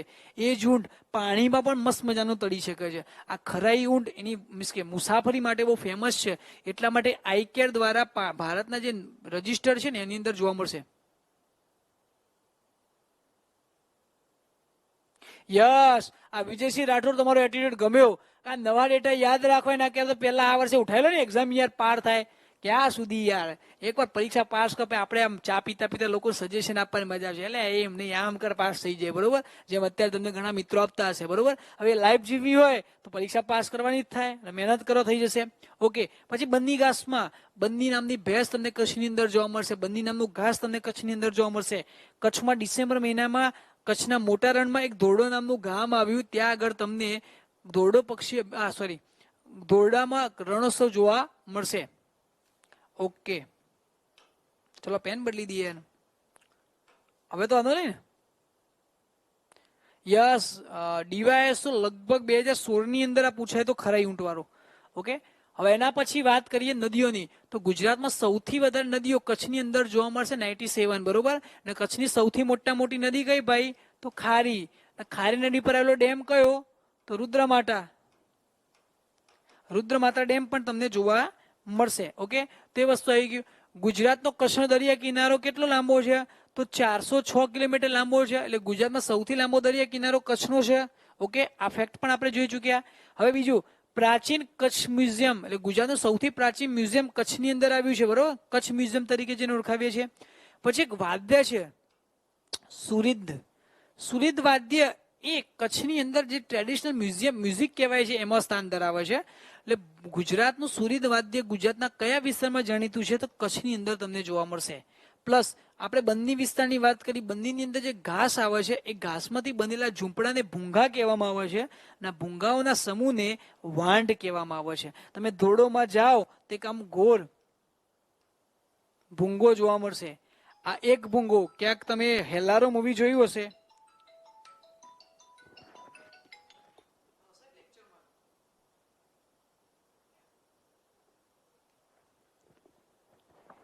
તો કચ્છની અંદર જે ભૂંગા જોવા મળે છે એ તંતુવાદ્ય છે.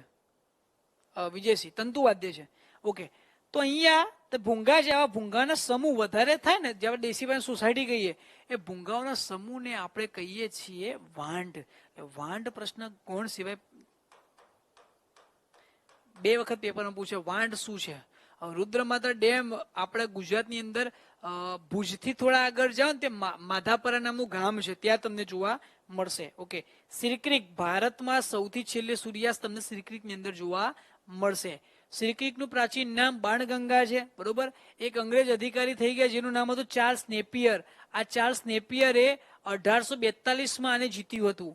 જે વખત કચ્છી રાજવીઓ હતા એમની પાસેથી ચાર્લ્સ નેપિયરે 1842 ની અંદર 1842 1842 ની અંદર ચાર્લ્સ નેપિયરે આને વિસ્તારને જીતીને ભારતીય સંઘ સાથે જોડી દીધો.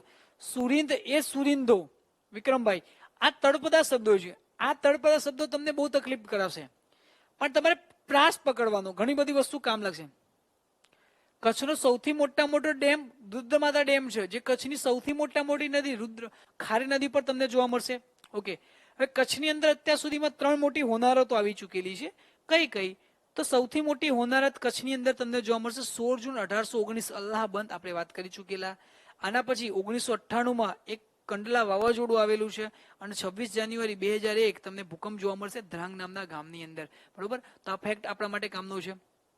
પ્લસ તમે કચ્છની અંદર જાઓ તો તમને લાખા ફુણાનીની છતરડી કેરા નામના ગામમાં જોવા મળશે. એકચ્યુઅલી લાખો ફુલાણી, જેને પોરંદેશ્વર મહાદેવનું મંદિરનું નિર્માણ જીર્ણોદ્ધાર કરાવડાવ્યો, એનું મૂળ ગામ કયું હતું? તો કેરા. આ કેરા ગામનો હતો, જે છતરડીના નામની છત્રી બનાવેલી છે. એ લાખા ફુલાણી છત્રી તમને કેરા નામના ગામની અંદર જોવા મળશે. પ્લસ જમાદાર ફતેહ મોહમ્મદ એ લખતરનો કિલ્લો અને ફતેહગઢનો કિલ્લો, એટલે લખતરનો કિલ્લો,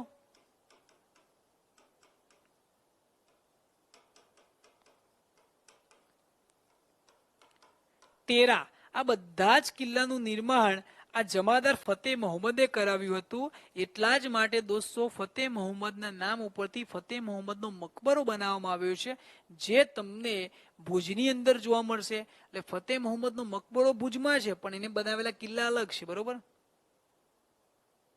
યસ, હોઈ શકે. પ્લસ ભારતનું પહેલું સેજ લઈ ગયું કંડલા છે, સ્પેશિયલ ઇકોનોમિકલ ઝોન. આ ભુજમાં છે દોસ્તો, અલગ, મેં હાલે જ વાત કરી, એ ભુજમાં છે, એનો મકબરો છે.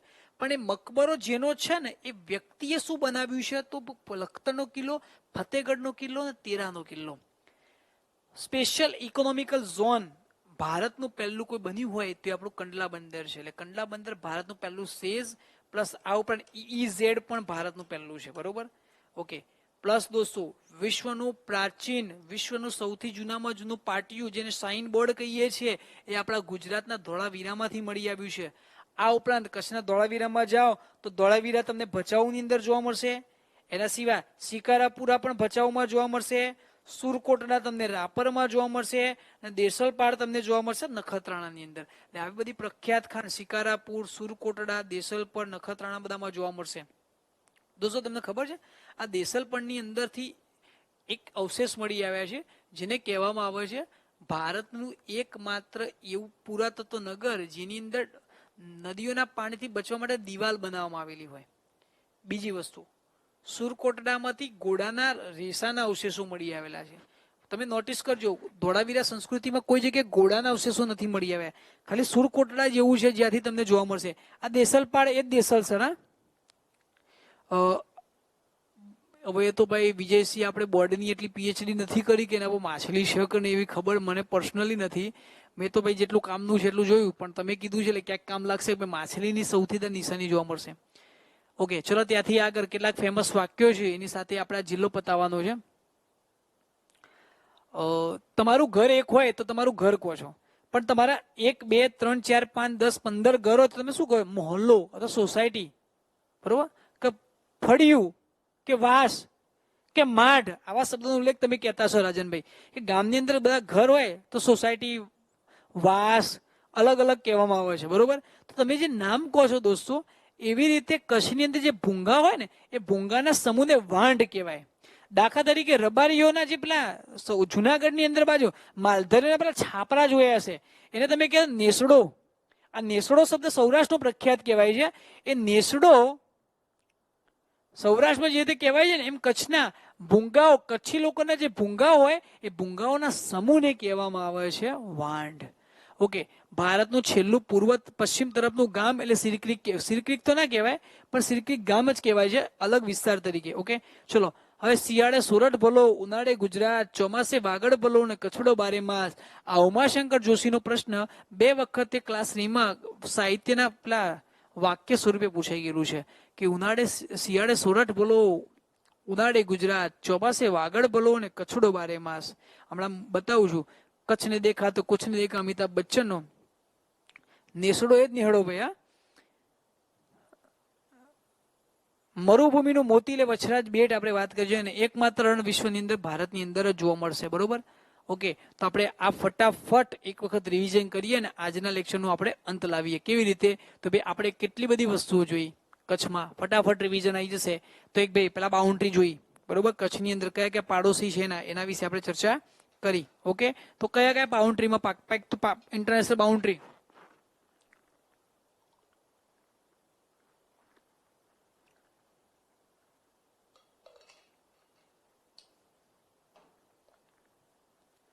તો જુઓ, એક પાકિસ્તાન કચ્છને ટચ કરે, પછી અહીંયા રાજસ્થાન કચ્છને ટચ કરશે, પછી જિલ્લામાં બનાસકાંઠા, સુરેન્દ્રનગર, પાટણ અને મોરબી, બરોબર? આ જામનગર ના આવે, મેપમાં ભૂલ છે. અહીંયા સરોહા ફોર્ટ કચ્છમાં છે. કચ્છમાં સૌથી મોટો રુદ્રમાતા ડેમ છે. ઓકે, આપણે 4 બાઉન્ડ્રી જોઈ. હવે નીચે અહીંયા કચ્છનું અખાત જોવા મળશે.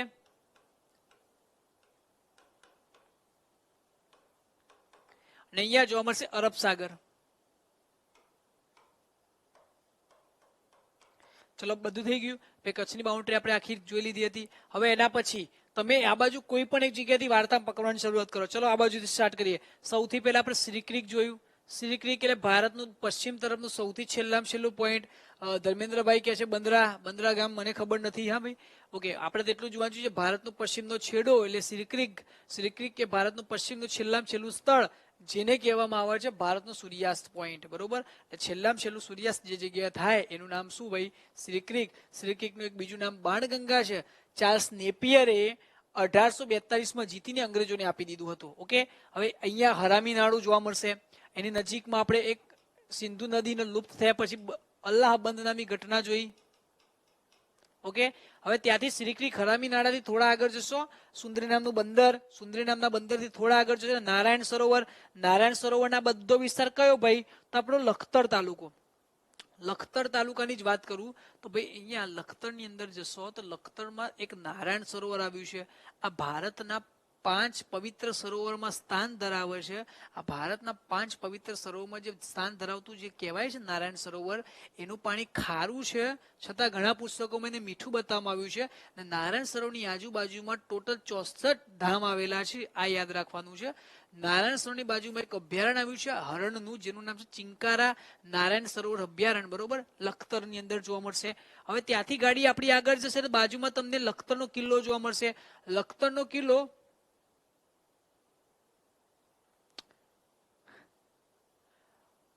ઓકે ભાઈ, તમારી વાત સાચી માની લઈએ છે. બંદરા નામનું ગામ કચ્છમાં લખતરની જોડે આવ્યું છે. તે હરામી નાળું આવ્યું છે. હરામી નાળું કોઈ એક નાળાનું નામ નથી ભાઈ. બરોબર, જે જગ્યાથી ઘૂસણખોરી થાય છે એ વિસ્તારને હરામી નાણું કહેવાય છે. તમે ક્યાં પ્રોપર કચ્છના હોય તો તમે લોકલ ત્યાં ફરેલા હશો તો આઈ થિંક તમને ખબર હશે કે ત્યાં આગળ મોટા જહાજો લઈને આવી શકાય એવું નથી. ઓકે, સોરી બોલવામાં ભૂલ થાય, લખપત. હા ભાઈ, લખપત. લખતર તો સુરેન્દ્રનગરમાં આવે. ઓકે, આ લખતર છે, લખપત સુરેન્દ્રનગરમાં. હવે ત્યાંથી તમે સાહેબ થોડા આગળ જશો તો તમને પાનંદ્રો જોવા મળશે, જે લિગ્નેટ કોલસો સૌથી વધારે જોવા મળશે. આ લખપત છે, હું લખી દઉં છું અહીંયા, બોલવામાં ક્યાંક મિસ્ટેક થાય મને ખબર નથી.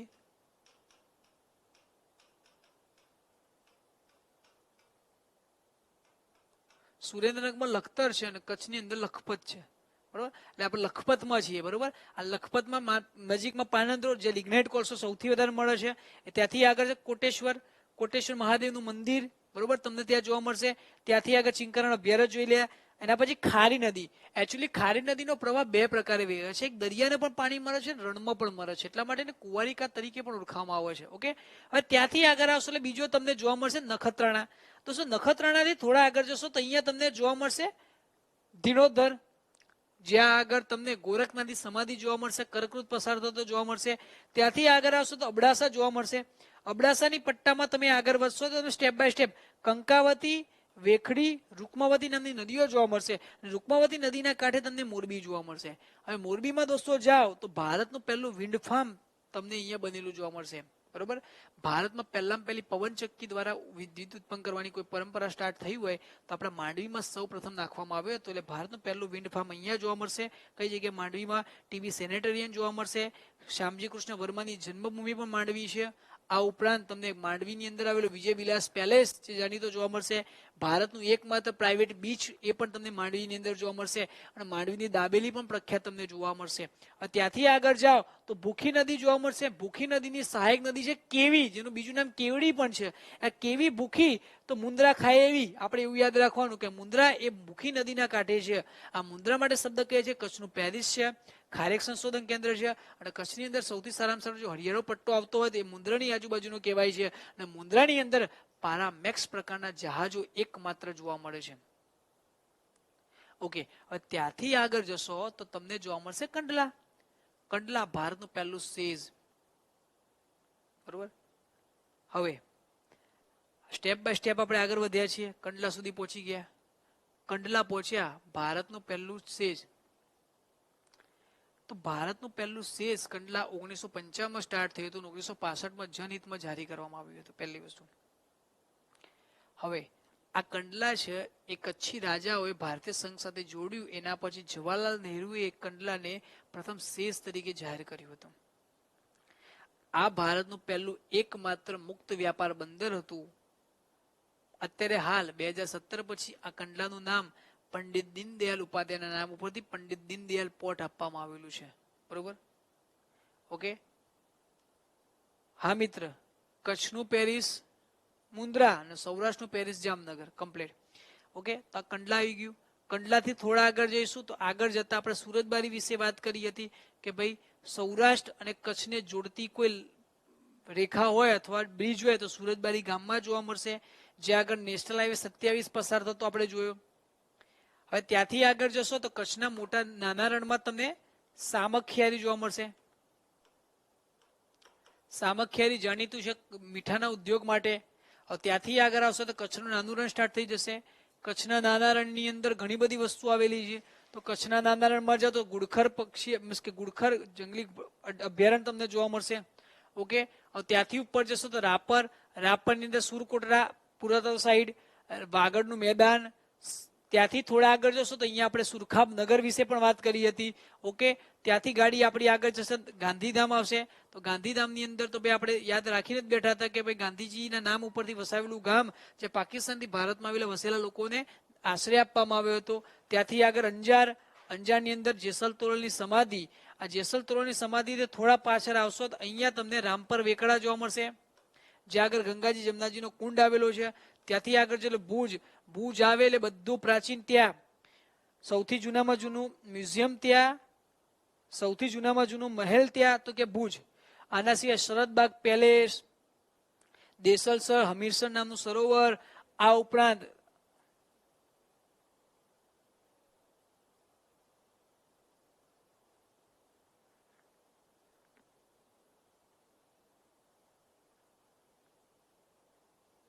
ઓકે, તમારી કોમેન્ટ પછી વાંચું, ક્લિયર ખબર નથી પડતી. ઓકે, હવે એના પછી દોડો. દોડોની અંદર આપણે રણોત્સવ વિશે વાત કરી, ને પછી બંદીના ઘાસના મેદાન વિશે પણ ચર્ચા કરી, અને છેલ્લે કચ્છનું મોટું રણ પણ ચર્ચામાં લીધી. એટલે ટૂંકમાં બધા ટોપિક વિશે આપણે ચર્ચા કરી ચૂકેલા છીએ. ઓકે, તો આની સાથે આપણે કચ્છ જિલ્લાની જે કામની વસ્તુ હતી દોસ્તો, એના બધા વસ્તુ વિશે ચર્ચા કરી. હવે એક મિત્રની કોમેન્ટ છે, 1952માં વિમાન મથક, 1955માં પ્રથમ સેજ, 1900 પ્રથમ FTZ. ઓકે, 1968માં કંડલા થઈ અમદાવાદ 47 પસાર થયો. નેશનલ હાઈવે 47 દોસ્તો બીજી જગ્યાએ છે, અહીંયા નથી. 47 અહીંયા છે યાર. નેશનલ હાઈવે 47 આખો ચેન્જ થઈ ગયેલું છે, બરોબર. હવે નવા નંબર જ યાદ રાખવાના. યસ, PDF આપણા એપ્લિકેશનમાં જ મુકાઈ જાય છે સ્નેહલ. ઓકે, તો કચ્છ વિશે વાત હતી. કચ્છમાં કોઈ સવાલ જ બોલજો ભાઈ. હવે જે વચ્ચે ક્વેશ્ચનો પૂછતા હતા, કે ક્વેશ્ચનનો દોર ચાલુ કર્યો હતો, હવે પૂછી શકાય.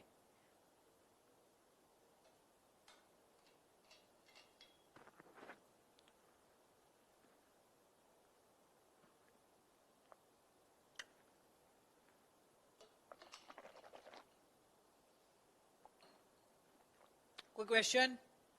કચ્છમાં આઈ થિંક એટલો પ્રયત્ન કર્યો છે કે જે પરીક્ષામાં પૂછાય છે સરકારી પુસ્તકો, એટલું જ આપણે કવર કરવાનો પ્રયત્ન કર્યું છે.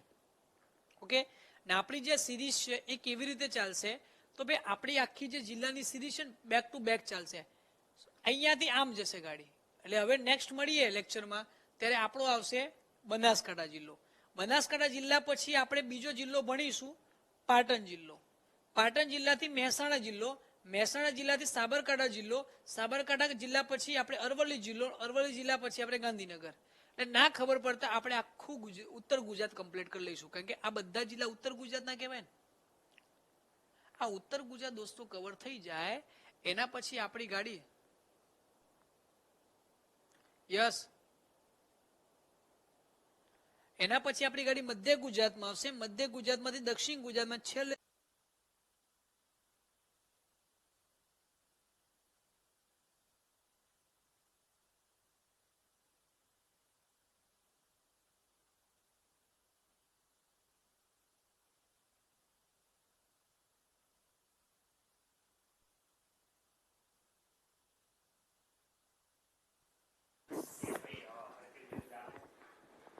કોમેન્ટો બધી. ઓકે મિત્રો, અવાજ આવી રહ્યો છે? હેલો,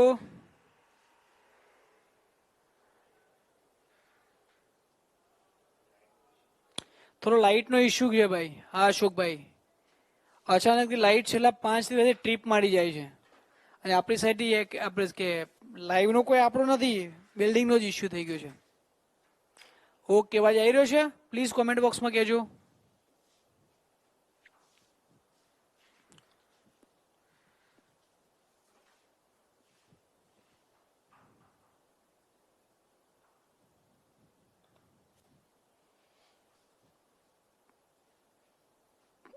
ઓકે, ચલો. હવે કોઈ સવાલ હોય તો બોલો ભાઈ. કચ્છ જિલ્લા વિશે આપણે, કચ્છ જિલ્લો જે કામનું તો બધું ભણી લીધું. આના સિવાય કોઈ ક્વેશ્ચન હોય કચ્છનો તો કહો. આપણે જે સિરીઝ ચાલી રહી છે એ સિરીઝની અંદર આપણે ગુજરાતની અસ્મિતા,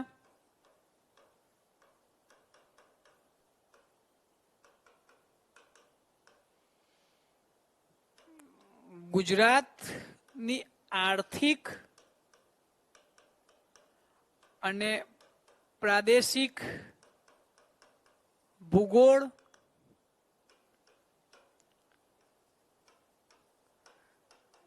ગુજરાતનો લોક સાંસ્કૃતિક વિરાસત, ગુજરાતનો વૈભવ,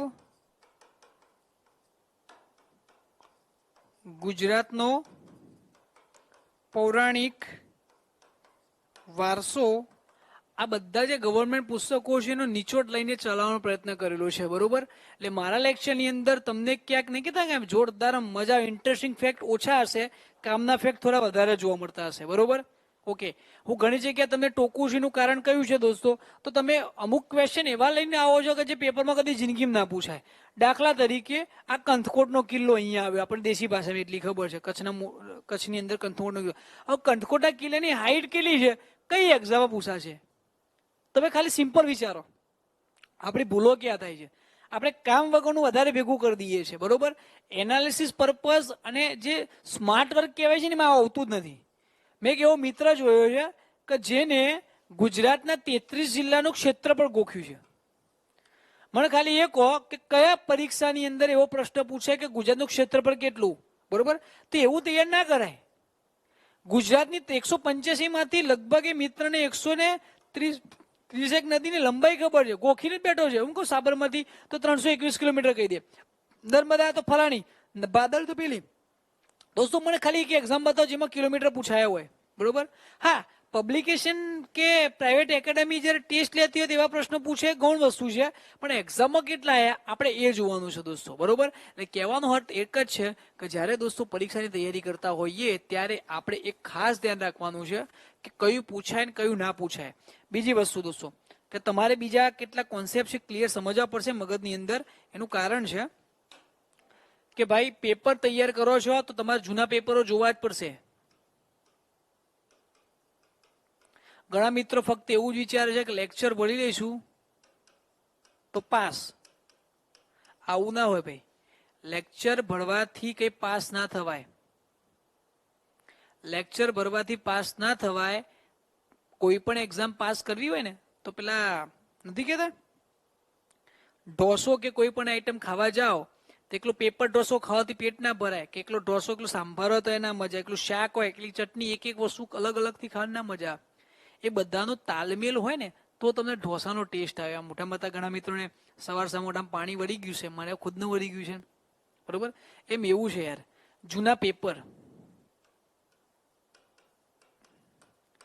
રીડિંગ, લેક્ચર, મોક, પ્લાનિંગ, આ બધી વસ્તુ જ્યારે દોસ્તો ભેગી થાય ને ત્યારે તમને એનો નિચોડ મળે છે. જયેશભાઈ, ઘણા મિત્રોને ખોટું લાગે, ઈગો હર્ટ થાય, હું વારંવાર કહું છું, છતાં એમના પેટનું પાણી નથી લગતું. મેં તમને મારા યુટ્યુબના વિડીયોની અંદર પણ કીધું છે કે તમે કઈ એક્ઝામ આપી રહ્યા છો, તો ગુજરાત ગૌણ સેવા પસંદગી બોર્ડ દ્વારા લેવાતી બિન સચિવાલય ફોર એક્ઝામ્પલ, અથવા પોલીસ ભરતી બોર્ડ દ્વારા લેવાતી કોન્સ્ટેબલ. તો તમને એટલી તો ખબર હોવી જોઈએ કે ગૌણ સેવાએ છેલ્લા 3 વર્ષની અંદર કેટલા પેપરો લીધા છે. જેટલા પેપરો લીધા બધાને એનાલિસિસ કરવાનું હોય. એનાલિસિસ કેવી રીતે કરવાનું હોય તો જુઓ, 2020માં કોઈ પરીક્ષા લીધી તો ના, નથી લીધી. ચલો તો 2019માં જાઓ. 2019માં લગભગ 38 પેપરો લીધા છે ગૌણ સેવાએ મોટા, અને ખાતાકીય પરીક્ષા 20, એટલે લગભગ 58 પેપરો તો તમને 2019ની એક્ઝામમાં જોવા મળશે.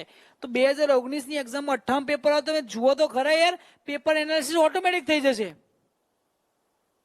બધા એક્ઝામમાં કરવા પડશે. જયેશભાઈ અભિમાન નથી કરતો, છાટી ઠોકીને કહું છું, મારા પર ખાલી 1% વિશ્વાસ કરો અને ગૌણ સેના બધા પેપરો ગોખી મારો. પેપરમાં 40 માર્ક્સ તમારા રોકડા મળી જશે, ગેરંટી. આટલી ગેરંટી શ્યોરિટી સાથે આપું છું. કારણ કે જગ ભાઈ 12 પાસ ઉપર આટલી બધી એક્ઝામો લઈને બેઠા દોસ્ત, તો આટલા પેપરો કાઢે છે, આટલા પેપરો રિપીટ થાય. મને ખબર છે કે ભાઈ લગભગ 100+ પ્રશ્નો રિપીટ હતા બિન સચિવાલયમાં. તમે આખા ગામનું પેલું કરંટ વાંચીને બેઠા હતા. અમે જે સિમ્પલ વિચાર્યું હતું ને એટલી અંદર જ આખું પેપર આવ્યું હતું. કેમ ભાઈ? મેં એનાલિસિસ કર્યું. હવે પરીક્ષા પાસ કોણ કરશે? તમે. મહેનત કોણ કરશે? તમે. પગાર કોણ લઈ જશે? તમે. અને તમે એવી આશા રાખો છો હું તમને બધું રેડી કરીને આપું, બરોબર? અમારે બનતી કોશિશ તમે બધું કરીને આપવાના છે. અમારું કામ છે ભણાવવાનું, પેપર એનાલિસિસ કરાવવાનું. પણ દોસ્તો ખાલી એક જ વસ્તુ, એટલા તો સ્વાર્થી થવાય ને કે નોકરી મારે કરવાની છે તો ભાઈ મહેનત મારે કરવાની થાય. તો એ પ્રમાણે તમારે જ પ્લાનિંગ કરવું પડશે, એનાલિસિસ. આ જે વાત કરું છું ને એ કોના માટે નથી, તો જે લોકો આશા રાખીને બેઠા છે હમણાં કોઈ માર્કેટમાં નવી ચોપડી આવે છે લઈ આવીશું વાંચી લઈશું એટલે પાસ, એ જિંદગીમાં પાસ ના થાય. પેપર એનાલિસિસ કરતો વ્યક્તિ હંમેશા સ્વાર્થી હોય. હું પેપર એનાલિસિસ કરું ને દોસ્તો તો બીજા કોઈને ના શીખવાડું. ઓકે, બિન સચિવાલય 108 બેચ જે અમે લોન્ચ કરવાની છે જ્ઞાનની અંદર, આખી બેચ 108 લેક્ચરની સિરીઝ છે જે રોજ 2-2 કલાક ચાલશે. આની અંદર ટોટલ ટાર્ગેટેડ ફક્ત ને ફક્ત બિન સચિવાલય પાસ કરવાની જ માહિતી આવશે. જે લેક્ચર ચાલશે એના સ્પેસિફિક ટેસ્ટ હશે, 108 ટોપિક ટેસ્ટ, 108 મુદ્દા હું એવા આપવાનો છું જે પરીક્ષામાં ખરેખર તમને ઉપયોગી થશે, બરોબર. ફોર એક્ઝામ્પલ ગુજરાતની અંદર મેળાનો પ્રશ્ન દર વખત પૂછાય છે, તો આપણે મેળામાં પણ કયા મેળા કરવા? શોર્ટ એન્ડ સ્વીટ 1 કે 2 પેજનું મટીરિયલ હશે, એક તમને કામ લાગશે કે ભાઈ પેપરમાં રિવિઝનમાં કામ લાગશે. આખી બેચ પ્લાનિંગ સાથે 108 કલાક, સોરી 108 લેક્ચર્સ, 108 દિવસ કોન્સ્ટન્ટ તમારું સ્પીડમાં એટલું જબરજસ્ત રિવિઝન ને એટલું વર્કલોડ આપી દેશે કે રોજનું રોજ વાંચવાનું થશે અને તમે વાંચશો તો 100% તમારું રિઝલ્ટ મળશે. ઓકે, તો 108 બેચ શું છે?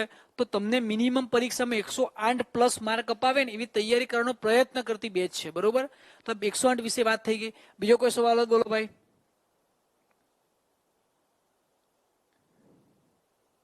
કોઈ સવાલ, કોઈ કન્ફ્યુઝન? 108 બુક વહેલા નહીં આવી શકે, 31 માર્ચે જ 31 ડિસેમ્બરે જ આવશે અને બેચ વાળા વિદ્યાર્થીઓને જ આપવામાં આવશે.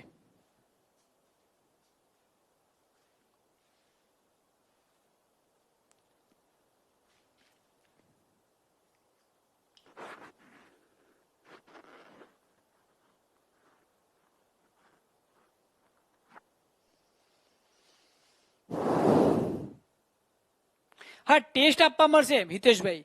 લગભગ મહેશભાઈએ પણ એવું જ કીધું છે કે જેટલા પણ આપણા જે જૂની બેચના વિદ્યાર્થીઓ છે એ લોકોને લગભગ ટેસ્ટ મળે એવો પ્રયત્ન કરીશું. બરોબર, પણ એ કેવું આગળના સમયમાં જ્યારે સાહેબ જોડે વાત થશે તે વાત કરશે. સ્નેહલ, અત્યારે હાલ એ થઈ શકે એવું નથી. બરોબર, કારણ કે ભાઈ તમારી બેચ જનરલ બેચ અને જે સબ્જેક્ટ એટીડીઓની જે બેચો છે ને, તો જે બેચ લીધી છે એ બેચમાં એટલું જ મળશે. એ બિન સચિવાલયનો આખો કોન્સેપ્ટ જ અલગ છે, એ ટાર્ગેટ ઓરિએન્ટેડ છે. બરોબર, બાકી તમારી બેચોમાં આખો જે સિલેબસ જે નિયમ પ્રમાણે જે પરફેક્ટલી ચાલવાનો જ છે.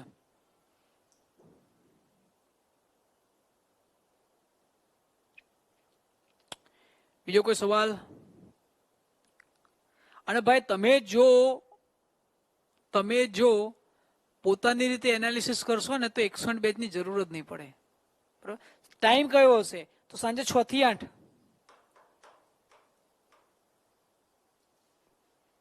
6 થી 8.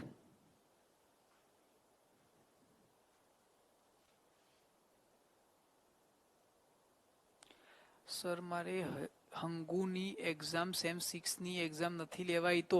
હા વાઘેલાભાઈ, તમે ભરી શકશો.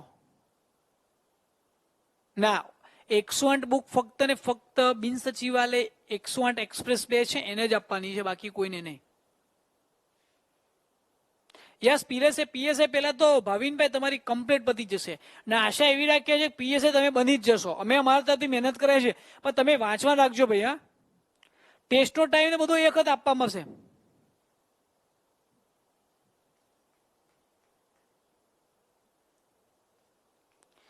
ચાલને દોસ્ત, બિન સચિવાલય યુટ્યુબ ઉપર એક વિડીયો છે, પ્લીઝ એક વખત જોઈ લેજો. તમારા ઘણા બધા કોન્સેપ્ટ બિન સચિવાલય પાસ કરવાના ક્લિયર થઈ જશે. બસ, બરોબર, બસ મહેનત કરો.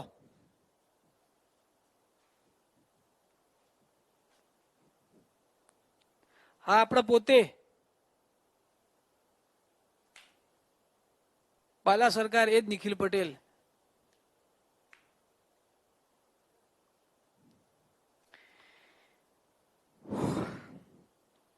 બીજો કોઈ સવાલ? Subject oriented?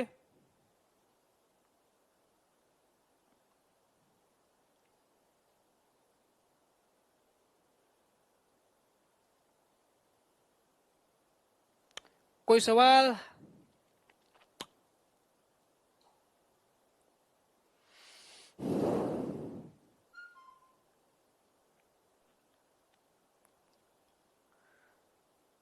કોઈ સવાલ ના હોય દોસ્તો તો આજનું લેક્ચર આપણે અહીંયા કમ્પ્લીટ જાહેર કરીએ છીએ. બરોબર, આશા રાખું કચ્છ જિલ્લાની અંદર કોઈ સવાલ નહીં હોય. હવે જ્યારે જિલ્લાની સિરીઝ આવશે ત્યારે આપણે સ્ટેપ બાય સ્ટેપ અહીંયાથી કચ્છમાંથી સીધા બીકેમાં જઈશું, બીકેમાંથી પછી પાટણમાં, પાટણમાંથી મેહોણામાં, મેહોણામાંથી સાબરકાંઠા, અરવલ્લી, ગાંધીનગર, એટલે આપણું ઉત્તર ગુજરાત આખું કવર થઈ જશે. બરોબર, હવે આ જિલ્લા ઉત્તર ગુજરાતના કવર થાય પછી તમારી ઈચ્છા હશે સૌરાષ્ટ્રમાં જાઓ, Saurashtra. Yes, this is attitude. આ જ એટીટ્યુડ તમને પાસ કરાશે સ્નેહલ. જખ મારીને એક્ઝામ પાસ થાય. જો આપણી મહેનત ને આપણી તેવડ હોય ને તો પરીક્ષા પાસ થવાય. જો તમારું જે સાધન સાબિતી બધું પરીક્ષા સપના ઊંઘો ને એના પછી પરીક્ષા ના જવા જો. કેવાય કે પીએસઆઈ બનીને આમ રોડ ઉપર રોલા પાડીશું એમ નહીં કહેતા કે એમ પેલા સિંગમના જેમ બુલેટ લઈને જઈશું, બોગલ્સ પહેરીશું, બરોબર, આમ રોલો પાડીશું, આવા સપના આવશે ને તો મહેનત કરીને તીવડ. કારણ કે એ બનવું હોય ને તો મહેનત માગશે દોસ્તો. મહેનત કરશો તો જ રિઝલ્ટ મળશે. બરોબર, સનાતન ફેક્ટ છે. બરોબર, જો જીતા વહી સિકંદરે આ તો ભાઈ, નહીં પાસ હુઆ એ ખાલી અફસોસ કરજે. 2 માર્ક માટે રહી ગયો. આપણે 2 માર્ક માટે રહેવાનું નથી, આપણે ટોપમાં આવવાનું છે. ટોપમાં આવવા માટે મહેનત વધારવી જ પડે. બરોબર, એના માટે તમે શું પ્લાનિંગ કરો છો તમારે જાતે નક્કી કરવાનું છે. કારણ કે પ્લાનિંગ દરેક વ્યક્તિનું અલગ અલગ હોય. ગુજરાતની અસ્મિતા માટે બનાવવાની કોઈ જરૂર નથી. મારી વિડીયો સિરીઝમાં બધા ફેક્ટ ગુજરાતની અસ્મિતાના આવી જશે. પણ લાઈવ રહેજો મારા લેક્ચરમાં તો વધારે મજા આવશે. કારણ કે રેકોર્ડેડમાં મજા નહીં આવતી, એના કરતા લાઈવ જોઈ લે બહુ મજા આવશે.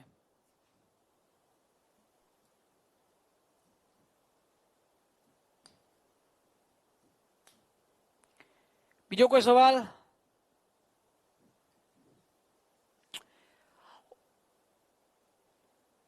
યસ, આત્મવિશ્વાસ તો હોવો જ જોઈએ. પોતાની જાત ઉપર ના હોય તો પછી પાસ ક્યાંથી થઈએ આપણે યાર? મારાથી પાસ થવાશે? અરે ના થવાય. એટલે આ પાસ કરે.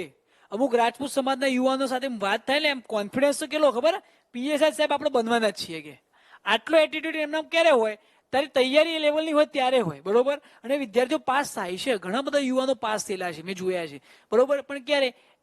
કોન્ફિડન્સ. અને કોન્ફિડન્સ લોકો આગળ શેર નથી કરો કે એ ભાઈ હું પાસ થવાનો છું. પોતાની જાત સાથે બધા હું પાસ, હું લાઇબ્રેરીમાં બેસીને વાંચીશ.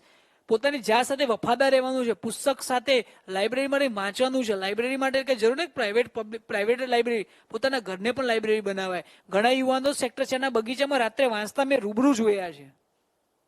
તે એ પાસ થાય છે. અને આપણે એસી લાઇબ્રેરીમાં બેસીને થતા નથી તો શું આપણી ધગસ ઓછી પડે છે. આપણો કોન્ફિડન્સ લેવલ જે તૈયારીનું હોય છે ને, જે માહોલ, એ ઘટાડી દઈએ છે. ઓકે, બાકી જ્ઞાન ટીમ તો મેક્સિમમ તમને હેલ્પ કરશે. MPSW ના વિડીયો લગભગ ટૂંક સમયમાં અપલોડ થવાની શરૂઆત થઈ જશે. કૌશિકભાઈ, લગભગ મહેશભાઈ લગભગ લાસ્ટ વિડીયોમાં પણ કીધું હતું. અત્યારે જીએસ ચાલે છે, જીએસ ખેંચી લો. MPSW માટે તો તમે હિસ્ટ્રી પણ કલ્ચર સાયન્સ, બેઝિક સાયન્સ વધારે વાંચજો મારા ખ્યાલે. તમારે બાયોલોજી સાથે કેમિસ્ટ્રી વધારે કરવું પડશે મારા ખ્યાલે MPSW માટે. આ હેલ્થનું આવે છે ને, રોગ ને બધું એ. ઓકે, કોઈ સવાલ નથી. માટે આજે લેક્ચર અહીંયા કમ્પ્લીટ જાહેર કરીએ છીએ. મળીએ નેક્સ્ટ લેક્ચરમાં નવા જિલ્લા સાથે. જય હિન્દ.